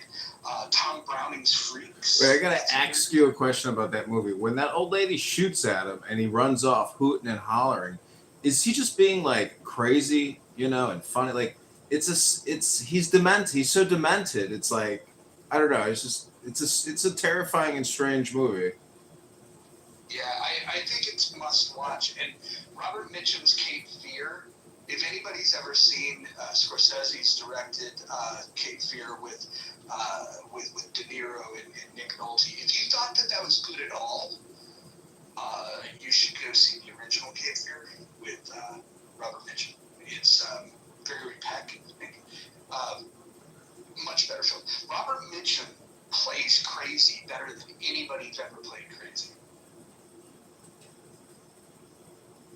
I don't know. Do you ever dislike the fact that everything you've watched is just a clone of a former version of it, and the original does seem to be, better, or if not as good as the new one, like Cape Fear, for example? Do you ever think how could this be that there's nothing new or original? I mean, it's business. It's a business formula. It's obvious that you just want to copy what's already been successful because you got historical data and you can, this is a good bet. So there are some exceptions to that, though, right? Like Wizard of Oz has been adapted a bunch of times. A lot of people think that the 1939 Judy Garland version of Wizard of Oz is the first one to ever make it to film. It's not. And so, but that was far superior to the earlier ones. So I do think that Batman's another one that I would say, Christopher Nolan's interpretation of Batman is better than what, let's say Tim Burton did, in my opinion. But no, I take the point. I will say this. People hate when I say it. You guys are going to hate when I say it, but I think that the movie is usually better than the book. I know people like to say that the book is always better than the movie, but if you've ever read Mario Puzo and then you've watched The Godfather, or if you were to have read Wise Guy by Nicholas Pileggi and then watch Goodfellas, specifically in the gangster genre, the books, they're boring. They're boring books, but then they make these great films. Really, I like Puzo's Godfather. I thought that book was a lot of fun, because it really gave you a deeper insight into mafia or the extent of the power of the Godfather. I thought it was a fun book. I think the only value that I really took out of it was the character that they build up, that they don't build up properly in the films, which is Al Beery. I think that he's probably the most underappreciated character from any of the films, and he was consistently fucking loyal. He was a good, yeah. Anyways, Al Beery. Let me ask you this question. Do you think, I mean, you're born penniless and you die penniless. So with regards to human behavior and the advent of the picture business, humans have been obsessed with recording themselves and publishing their pictures, their videos, their creativity. So what I'm trying to say is the economy, careers, business, life in general, as they like to say here on Clownhouse, at the end of the day, everybody's literally just an actor. And it's a question of, if every man and every woman is a star, it's a question of your picture business in a way. I'm just trying to say that humans seem to be obsessed with creating videos and watching videos. This is true. But here's something that I've given thought to. I'd love to hear your guys' opinion. Is you said that people are essentially actors. I think the people that go through life where it's kind of scripted for them, whether they live in a family where they're forced to go to church and then they go to work for doing a job they don't like to do. I think those type of people are actors, and then there's that smaller group of people that actually are authoring the activities that happen in their life, and they're proactively writing the script of their life and directing it. And so my advice to people would be the writer and director of your life and not the actor that's just reciting lines. Well, I just want to add one more thought, is that technically prior to the internet and databases and digital storage, movies and pictures, people, because all those things are now digitized now, everybody in the 20s, 30s, and 40s technically uploaded themselves to the internet in the 20s and 30s, without knowing that there would be this internet. So I'm just saying that storage of memories or memory storage through pictures and videos, it seems like that's what's lasting. And the fact that we are now rehashing or redescribing all of our memories and all the movies we've ever seen in our critique of it, it does seem that like pictures and movies are always going to be the thing for human behavior, activity, and consumption. It's because stories tell, but videos sell. Do you think it's possible? I like that saying. I'm gonna write that one down. Sure. Do you think it's possible though that the future conversations down the road on social audio, when people gathered in the future to talk about things, that reparations will be discussed for people's likenesses that had been exposed and exploited, and that you have a whole new generation that are fighting for reparations because of the exploitation and the unpaid labor of actors that that didn't get to profit properly from these moving pictures. I think it's possible that reparations will cover some of these stars that didn't get paid for the fame that they're going to achieve in the future. Specifically, people like Orson Welles. As long as people continue to say that Citizen Kane is like the best movie, which is not. It's not even his best movie. Touch of Evil is. But yeah, I think there's a reparations conversation coming for these actors. Oh, okay, though. Orson Welles doing For the World. Yeah, he's a fat guy reading to a dumb public, Which it was amazing what happened with that. They didn't announce anything before or after, and they created actual panic just by his voice telling them that reading this actual comic book For the World. But that was unintentional. I think what we lived through in 2020 and beyond where it's intentional. That one. The intentional panic. The pandemic was really War of the Worlds, but with intentionality. I didn't look at it that way, but well spoken.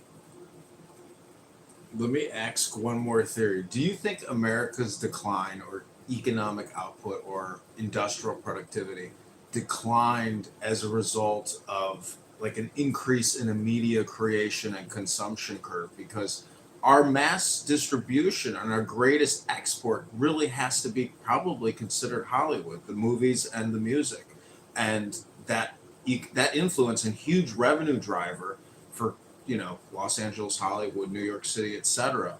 What I'm trying to say is now that everybody has a cell phone to create their own movies and consume their own creations or consume all the shit that gets pushed onto you by the algorithms, what I'm saying is America will never, ever come back to a state of manufacturing, expansion again, because the desire to consume digital information is so powerful that distraction requires everybody to be constantly looking at their cell phone. No one will ever start making shit in this country again because the addiction to cell phone usage is that strong.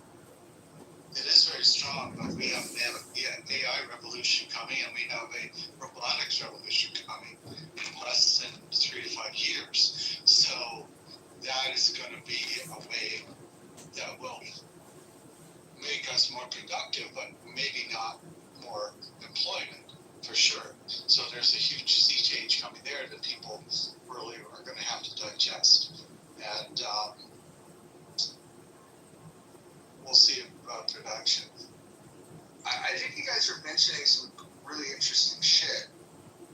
I'll show you a dumb theory that I came up with. You guys probably know I'm a wrestling fan.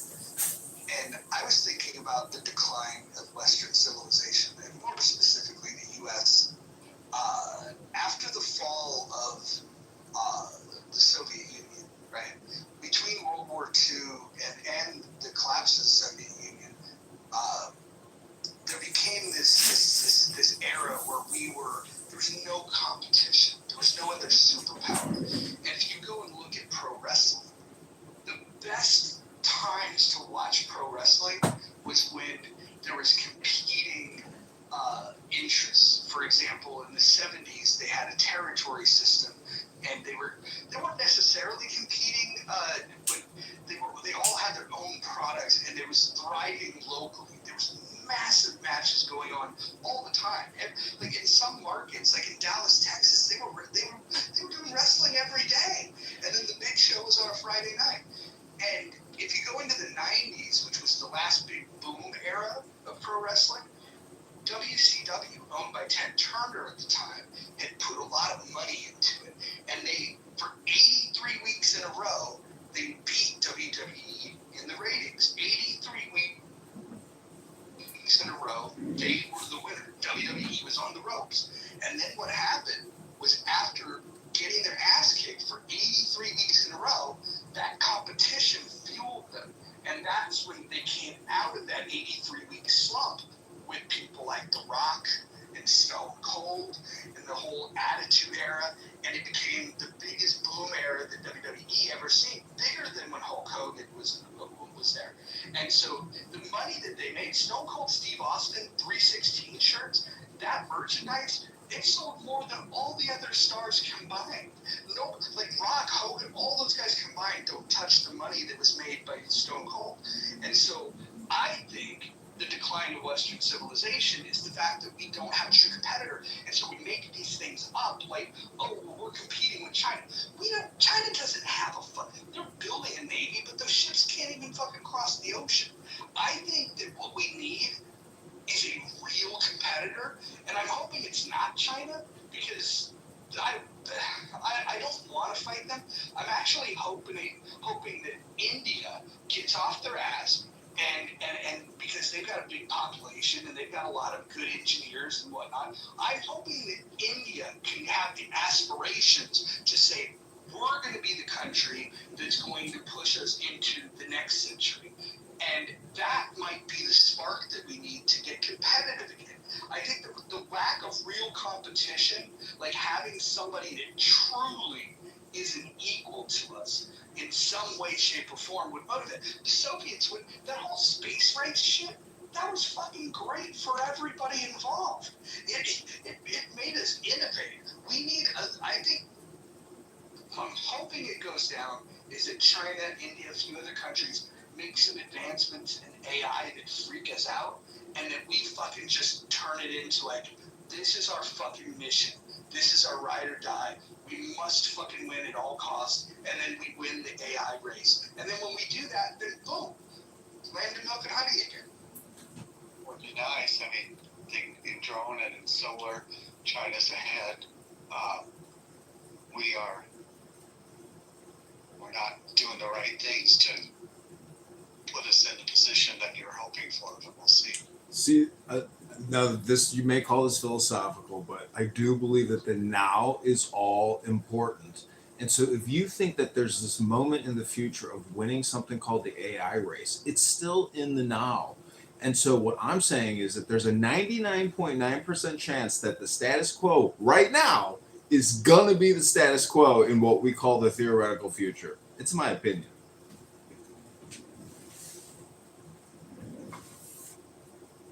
But is the now like actually now? Because if it's actually now, then it's a few seconds. There's only literally, if there's no past, there's no future, there's no now.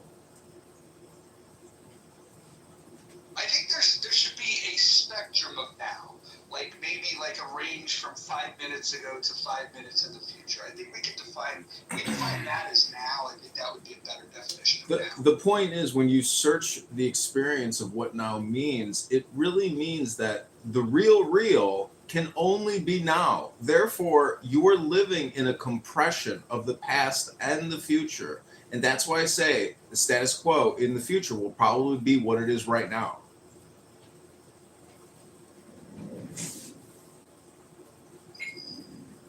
I'm gonna kind of agree. The whole 5 minute past, 5 minute future, a little bit of time. You're actually alleviating the quality of time and everything you're saying. Your quality of time may be negated, but there are moments in time that are suspended in our memory. There is just those moments that can be forever and always. It can be something we don't think about again. I think you're maybe discounting that aspect. Plato said everything between birth and death is now. Actually, I just made that up. I think that should be the new move. Try every room, try to like make up a quote of your own and attribute it to somebody and see if anybody can call you out on it. Just once a day, just absolutely. People already do that all day. No, me, no, I'm not gonna lie. I'm So it's kind of like concrete height, Roger. Something's I don't know. The real quotes are pretty crazy. Like Ben Franklin, beer makes everybody happy. There's some truth to the real quotes. Like one of my favorite, which is very apropos for Clubhouse, is all I know is I know nothing. Socrates, but I can get the philosophical message there. It's like you can't So great. Yeah, like no one can know everything, but is it really possible? Oh, but you have to know the front of it was a big fuck you. Can you know nothing though? Moose, I have that Socrates quote tattooed on my left arm. It says, "I am the wisest man alive, for I know one thing, and that is that I know nothing." That is the correct. However, you got to realize You asked if somebody could know nothing. in that statement, Water probably less than. In that statement, Socrates says, I know the no thing, which is the nothing. So what is the nothing? That is technically God.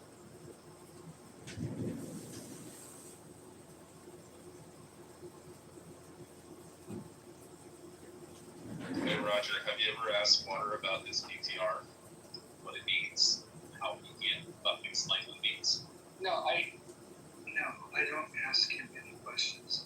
All I know is like if you show up at like rooms with like people like Patty and other lefty retards, he's like in there and he's like there's people in this room that we just tolerate because they've been around for a while. That's the way they put up with him. Like I just sit in the audience and I was like, oh, he's their group. So wait, PFC Ekron, why are you standing like that with your left arm jutted out? And why is there a black strip over your eyes that says Afrikaans Nazi? Like, can you explain this incredibly stupid PTR of you? I assume that's not actually you. That you wouldn't be that stupid. Guy from the Oklahoma National Guard who immigrated to the United States from South Africa. And he joined the army or the National Guard. I mean, so wait, Water, explain yourself. John. Water, why don't you just give us a quick little brief bio about yourself?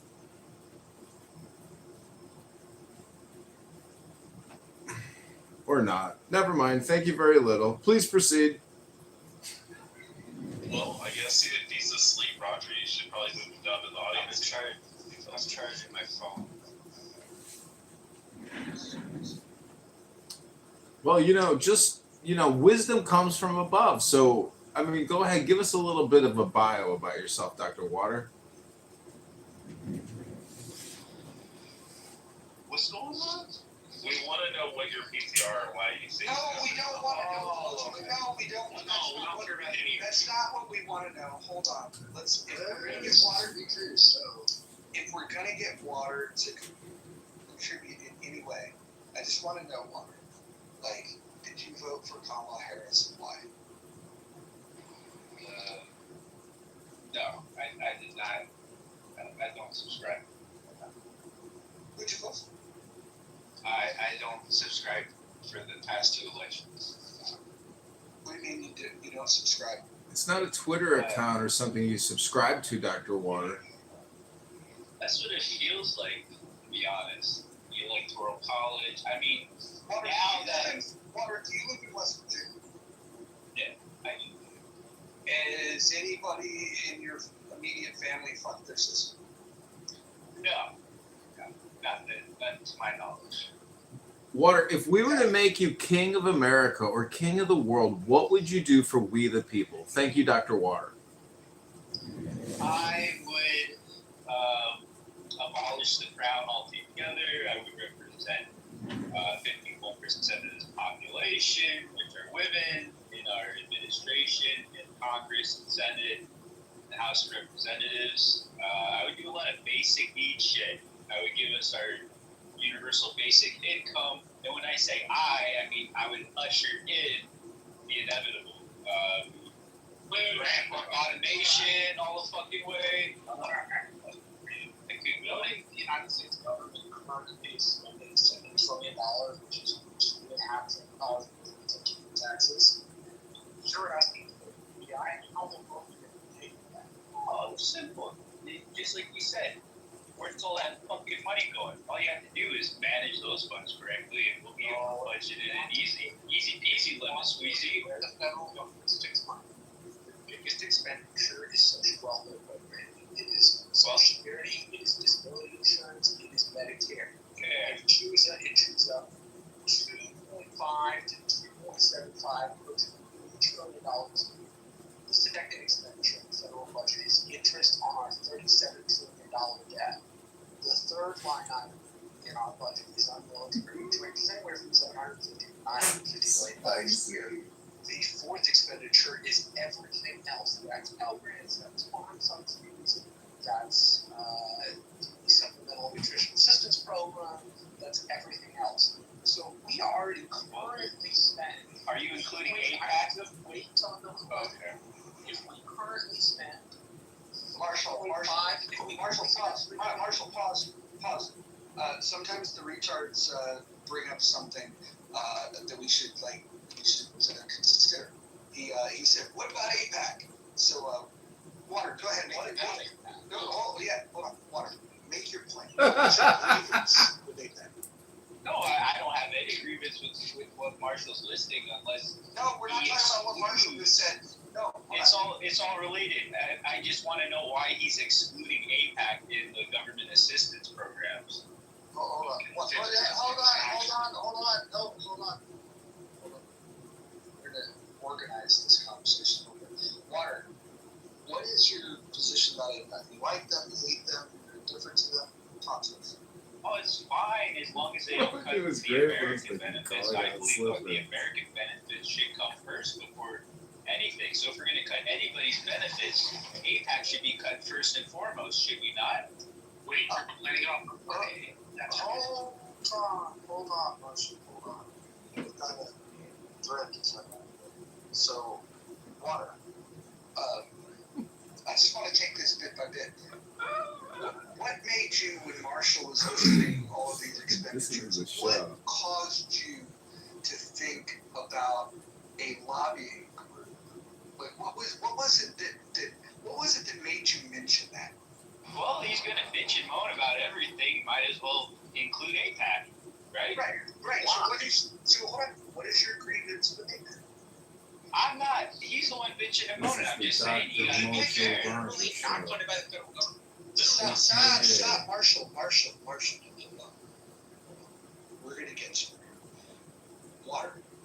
So he listed all these expenditures, and then you, like a retard with Tourette's, just shouted out, "What about APAC?"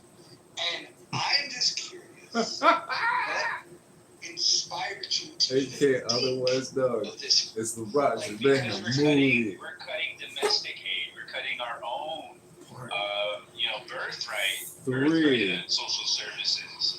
And if we're going to go one step further, I think now is the time more than ever to consider owning our money, just like West Africa is doing by cutting the billable portion. Okay, so pretend I've never heard of APAC, and pretend to be, and you know what? Some of the people in the audience have maybe never heard of it. So, in your opinion, what is APAC and what do they do?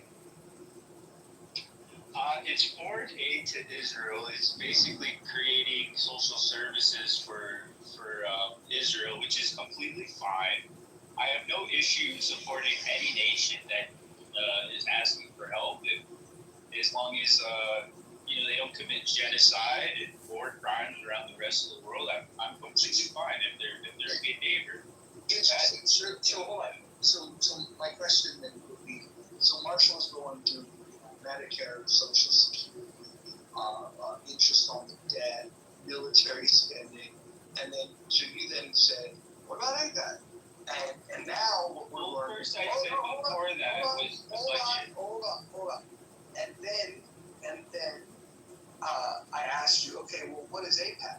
And so this thing, when we're talking about the holistic budget, the thing that you zeroed in on was a lobby called APAC. And so then I asked, I think a fair question, hey, what's APAC? What are they all about? And then your response was, oh, it's a lobby protects the interests of Israel, which, by the way, that's not what it is. In fact, it's not a foreign lobbying group at all. It's an American lobbying group. And so my question is, why did you mention that? Is it because it's Jews? Does that have anything to do with why you mentioned it? No, it has everything to do with our social because you also mentioned genocide, which isn't true in the same sentence. Yeah, so that. Yeah, you mentioned genocide. Did you see Superman? I'm not the only one talking about it. So, some of these people are fucking retarded. It's good that we get them to talk out loud every once in a while, but this is the way their brain works. You're in a normal conversation talking about government spending, and then his mind just radically drifts off into like, those fucking Jews! And this is the way the left thinks about things. Not to say that there's not anti-Semites on the right, so those of you that are from the tribe, I know, the haters are everywhere. But the lefty Jew haters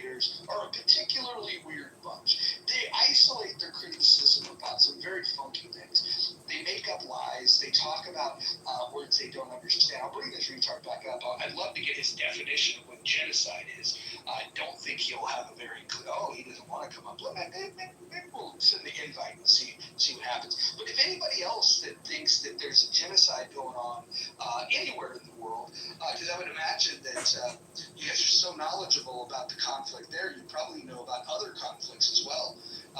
It's amazing, though, just how obsessed people are with this. You know, he also said that What's the weirdest? You know, the weirdest thing to me is we don't even fund APAC. The United States government doesn't give any money. Well, he called it social services, which technically is not, totally inaccurate. What? No, it's utterly completely inaccurate. The United States government does not give any money. I don't know why. Dude, we're talking about Israel here. They are the lobbyist organization on behalf of American Jewry for Israel. He's an idiot, but we reverse engineered his stupidity. We get it, Marshall. We know he's a schmuck. Every year is fund foreign aid. The Israelis get about $3.5 billion a year. Water, just so you know, that makes it less than 1% of overall federal spending. My point to the original conversation, sketching out how much money we spent, was we already spend the majority of money on ourselves. This idea that we can somehow have a universal basic income is just utter. Marshall, let me ask you a question, Marshall. It only makes sense if you believe in modern monetary theory and you believe in the idea that money grows on trees and it never has to do anything.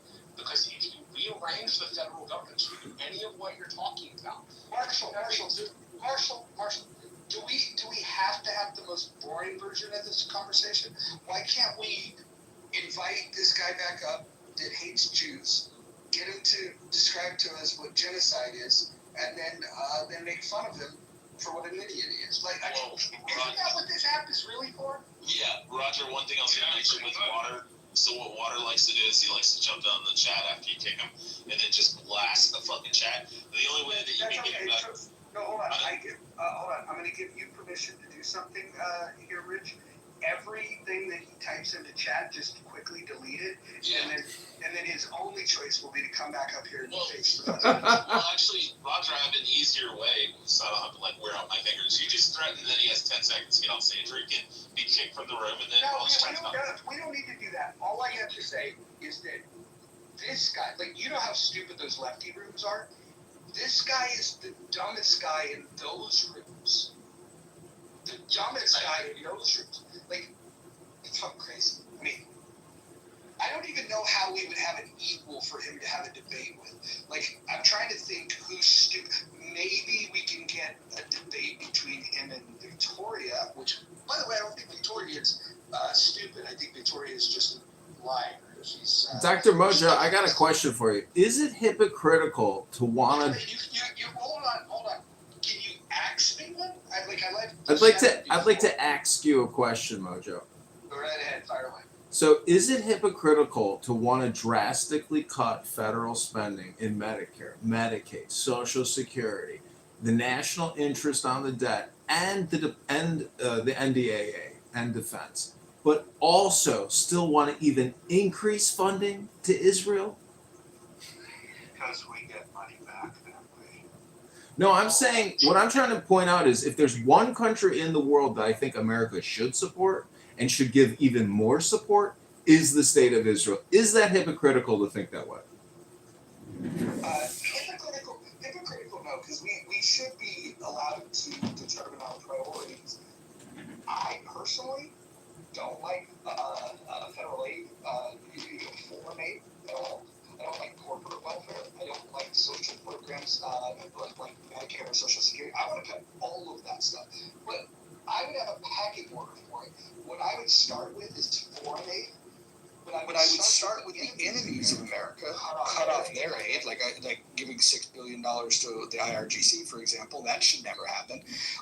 We should cut off foreign aid to our enemies, then cut off the aid to people that we're neutral with, and then draw down the spending gradually all the way down to zero, even with our allies, because a rich nation like Israel, they can buy these weapons. And I have to tell you, many of my friends that are in the tribe, many of my friends that are in Israel, they totally agree with me. But here's the reason why, the fundamental reason why I don't think the U.S. should give the funding. And the way that we get the funding is in a voucher. They use the voucher for buying weapons.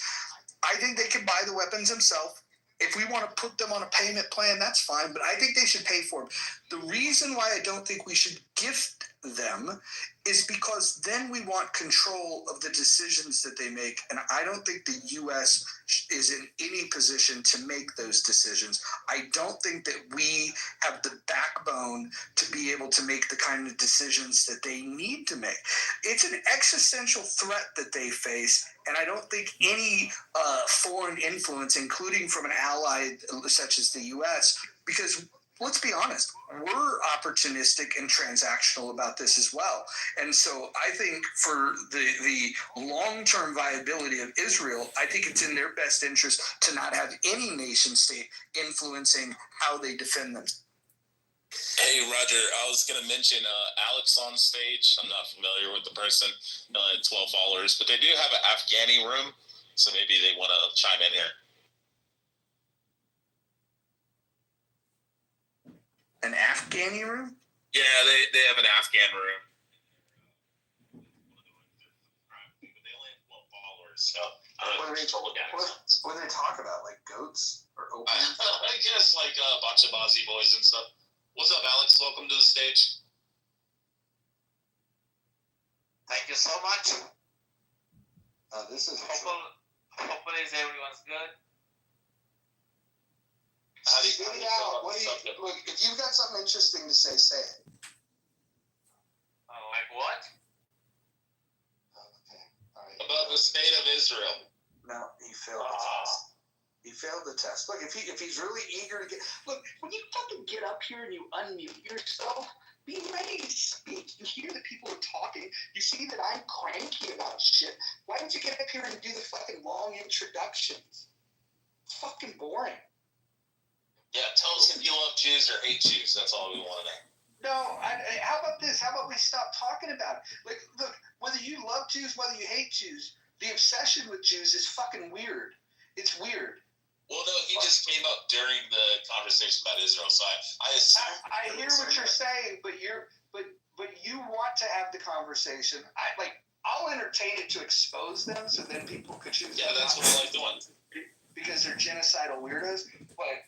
You know, it's weird. I love when they come up and they're like, "Fuck Israel, fuck Zionist, fuck these pigs." You know, I love it. Did you? No, I don't love that at all. Did you? It shows everybody. So it shows. Rich, I don't love that at all. And the fact that you love that is a little fucking weird. Well, we should. No, it is. It is.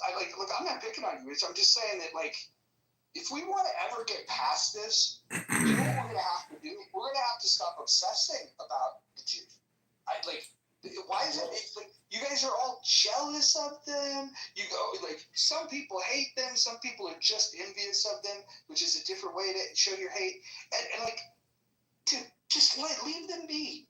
Leave them be. I understand what you're saying, but like when these people do, like you said, the exposure aspect. You know, when they do come up and they're like, well, I want to fucking kill all the Jews. Like, then people come around and they're like, oh shit, maybe I should look into this and like realize like the Jews aren't the bad guys here. And, you know, it's these fucking murderous demon pigs. You know, like the Muslims. That's all. Yeah. Hold on, real quick. I don't want to have the same fucking conversation that we've had for the last 2 weeks. All it's going to do is make me angry, and then I run the risk of getting clipped or beheaded because I say that the Prophet Muhammad fucked a 9-year-old girl, and he's a fucking pedophile, and 2 billion people that worship this guy are a bunch of fucking creeps. See, I say these things, and you guys laugh when I say it. Eventually, you're going to get the news that Mojo's been beheaded, and then where are we at? Like, what did we get out of this? Well, like, I'm going to get beheaded. You know what I thought about? He might come up and be like, actually, you know, I'm an atheist and I think, like, I support Israel. So maybe there's hope. Okay, can we change the subject before I get beheaded? You know, I created a room earlier today called In the Muff, and it wouldn't let me create the room because it considered the word muff to be profanity. And that is why all the words run together. That's the only way I was able to. Oh, I see. Anyways, I just wanted to say I do find it amazing how long this room has been going, and also the fact that there are 1.2 thousand, chats. Like, That's a fucking, I mean, what a killer show today, dude. Unfucking believable. So Alex, you're back on stage. Okay, thank you so much. I think you're talking about the Israel. Like early, the one gentleman they asked a little bit of disrespect to Muhammad, but this is their own choice. Whenever I'm a Muslim, I respect every religions, every color, every. Would you mind if I ask you a question? Would you mind if I ask you the question? Of course, why not? Okay, well, you said that you thought that was offensive. Is it true that Aisha made the claim that she was 6 years old when she married the Prophet, and she was 9 years old when he fucked her? Is that, like, am I making that up, or is that true? Okay, no, like here is the actual thing when happen is different. Here's the people when they think is different, because when we talking with the Rich, I blame you for this. Okay, yes, that's correct. It's happened. That's fine. Totally, I'm agree with you. When we talking with the scholars, like the Islamic scholar who have deep study on that one, we ask them, hey, how can possible to 9 girl goes to like 60 or 50 years, at that time. But they said, to these girls, God give you a strength. Like now is a girl over 18 is, allowed to do something. But at that times, God gave strength for this girl when she was 9 years old, then for Muhammad, like as a wife at that time. But like most of people, they're thinking, 9 girl, like the 50, because this is like 1,000 years ago it's happened. But still the people, there is like a little bit for them is shock, everyone ask, especially with like Muhammad and so Muslim society. Alex, let's get to the point. Do you think she was old enough? Okay, at that time, God do you think she was old enough?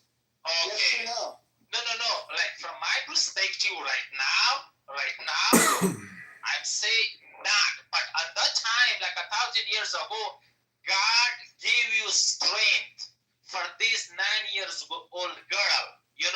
Because when we talking with the scholar, like before I mentioned, who is deep studying in Islamic, we ask them, hey, how can possible like that 9 years old girl with the 50 or 60 Alex, we heard this already. You're repeating yourself, sir. What do you mean by God giving her strength? What does that mean to you? Okay, Prophet Muhammad is a messenger from the God, God can do everything. We're not gonna say, okay, we're not agree because God is fine this world, if we're talking about that, God can do that, God can do that. At that times, God, like when we heard from the scholars, what does she need strength for? Okay, strength that for the dating. At that time, like when she is like she's like accepted as a wife. When she was 9 years old. Wow. This is only I studied, but the rest of I don't have like exactly information like people say why is happened that she is 9, she's perfect for that. Alex, you know what? Look, I'm gonna just tell you shut the fuck up. And it's not because you're defending pedophile. It's because this accent is driving me up my fucking wall. I cannot do this accent. Not one more fucking word of it. Can you please just chat? Just type out shit in English and just listen to people speak English. Maybe you'll get it down. Tomorrow you can try again. But right now, you are fucking killing me with this accent. What the hell is going on? What's the matter about my pronunciation Alex. and my speech? What? Sir, Why listen. hate with my pronunciation? Sir, listen to Necro here on stage. He speaks perfect English. I think you need to open your ears and listen to the world famous Necro. He's one of our best English speakers here in America. Okay, English is not my native language, okay? English is not my native language. But English is your native language. Because this is not going to, you say, okay, your pronunciation is not. Here's 100 people, they have different pronunciation, but you will be not say, your pronunciation is not like black people, they have own pronunciation, white people, they have own pronunciation. You cannot say like that, kind of. Hey, don't start talking about my people now. Don't start talking about my people. Just because, look, able to participate. It's a stage, it's an audio app. We're trying to communicate in our native tongue. If I went to your room where you guys are fucking talking blah, blah, blah, blah, blah, blah, and I jump into that conversation, you're probably not going to like my American accent. I'm American. Who say I'm Americans? Who can tell me you're not American? Why you tell me like that? You're American, I'm not American? No, Americans. Why somebody told me like that? Alex, what is the First Amendment of the U.S. Constitution? Okay, I have American passport. I came to here 2016. I'm working for the U.S. Army 2008 to 2017. I service for these three nations. How is possible somebody told me? What did you do in the Army? Were you a translator for Ghost? Yeah, 2008 to 2017. I did multiple jobs. I was a laborer, I was a mechanic, I was an interpreter. I done for 9 years job for this country. I'm injured 3 times, bomb blast. But now somebody told me, hey, you're not American, I'm American. No, I'm proud of I'm American. Nobody can tell me that, oh, you're not American. This, there's like discriminations. Yeah, I don't know what you're saying. So, Alex, which country is the best country in the whole world? Is it America? Well, rather than America? Yeah, what's your favorite country on the planet, Alex? Okay. My eyes right now, the only best country without politician, like politician, blah, blah, blah, blah. That's everybody. Well, hold on, Alex. Yeah, Alex. for the freedom. No, Alex. I'm going to reframe the question that was just asked to you. Okay. Do you believe that Israel is the greatest country on planet Earth? Okay. Israel, like when they're fighting with Palestine, this is their own issue. But I respect them, whenever they're doing anything. Especially, like I'm from Afghanistan. I have to be say like that. We not hate with, we not hate with Israel. Why I hate with Israel? Israel not help me. Israel not threat us in the whole country. Because Iran is my neighbor country. Iran kill us. Iran destroy my country. Especially when the war between happened, our whole Afghanistan, 50 million people. I gotta say, I like it. Yeah, of course. 40 million people. Yeah, 40, the whole is 50 million population Afghanistan. 40 million support Israel. Alex, pause. You're winning back the audience. This is like Gladiator. You're winning over the crowd. Go ahead, continue. Entertained. Okay. 40 million people, they like Israel. We especially, I pray for the Israel to kill them. Those motherfucker people, I'm sorry to use the words. Yeah. Because, Okay, Iran, Hold on. This is a big moment. Hold on. This is a big moment. Watch this, everybody. Just watch the screen. Look at this. Look at the screen. Look at that. You earned your mod badge. Look at that. Oh my God. Yeah, we love you, Alex. We're saying we love you, Alex. I've never seen a transformation like this. Okay, like what I'm Alex saying, 2028. Okay, what I'm saying, okay, like if I say, okay, Palestine is a Muslim, I'm a Muslim, I do that. Yes, that's fine. But over there, the fighting is not for the religion. The fighting for the benefits. Okay, if my brothers have a problem with the benefit with me, I cannot fight with my brother also, because everyone their own benefits. Over there, like most of time, the Muslim world, they're gonna do the blah blah blah blah. Yeah, maybe sometimes the mistake is right, blah blah blah blah. It should be not do that. But at all, we not hate it. Yes, against Iran, we support Israel. And especially, I'm in America right now.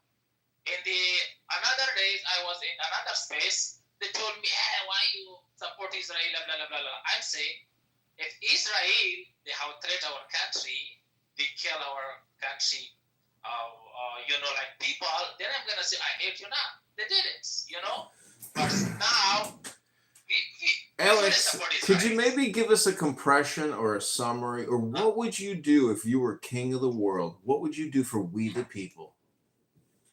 For who people? If you're the king of the world, what would you do to fix the world? Oh, okay. If I'm the king of the world, okay, yeah. I take China leaders, Russia leaders, American leaders, Xi Jinping, the another 5-6 leader I bring to the table. I tell them, what the hell is going on? What are you doing? Stop the war. Please, get the life like a brothers. Don't fight each other. If you fight each other, I'm sorry to say I want to kick ass everywhere. Why are you fighting each other? You know I'm saying, you blah, blah, blah, blah, blah, blah. Yeah. I want to say like lead that. the Democratic Party, though. I think you can be the head of the Democratic Party if you go across. He said you should be the president, Alex. That's what he said. Me? Yeah, now it's in Afghanistan, if I honestly tell you, a lot of things like I working with, before I mentioned, I know a lot of stuff is going on in Afghanistan. Most of American, they don't know what they're doing. Because now is Afghanistan suffering, bad than Palestinians. Because they brought Taliban. Taliban is a very bad people. They destroys everything. Even the women's, they're thinking like these animals. Women, they're thinking this is only for a dating. Alex, they not to speak as a woman. Alex, they're thinking like. Alex, I hate to interrupt. I want to ask you another question. Do you think a $2 trillion annual deficit, is too much debt? Do you think that America spending $7 trillion a year is too much money to spend? In Afghanistan for the last 20 years? No, in America. I'm saying, do you think that the United States government is borrowing and spending too much annually, daily? Okay, I will talk in Afghanistan. I don't know about another things, okay? Because I came. Fuck Afghanistan. You're American now. He's in the Matrix. I like this guy. You're in the Matrix, Alex. You have no signal. All right, hey, can we agree he's our favorite Muslim so far this week? Yes, 100%. We got off to a rocky start. Okay. No. Okay. Afghanistan, my heart. When Brian hearts come together, they're gonna come straight, That will be lying. Hey, I don't like American. Why? I'm American proud of. But I'm not gonna say, I am from Afghanistan, but I don't like Afghanistan. This is lying. No. The strong things in the body. One thing. For the last 20 years. Hey, Alex.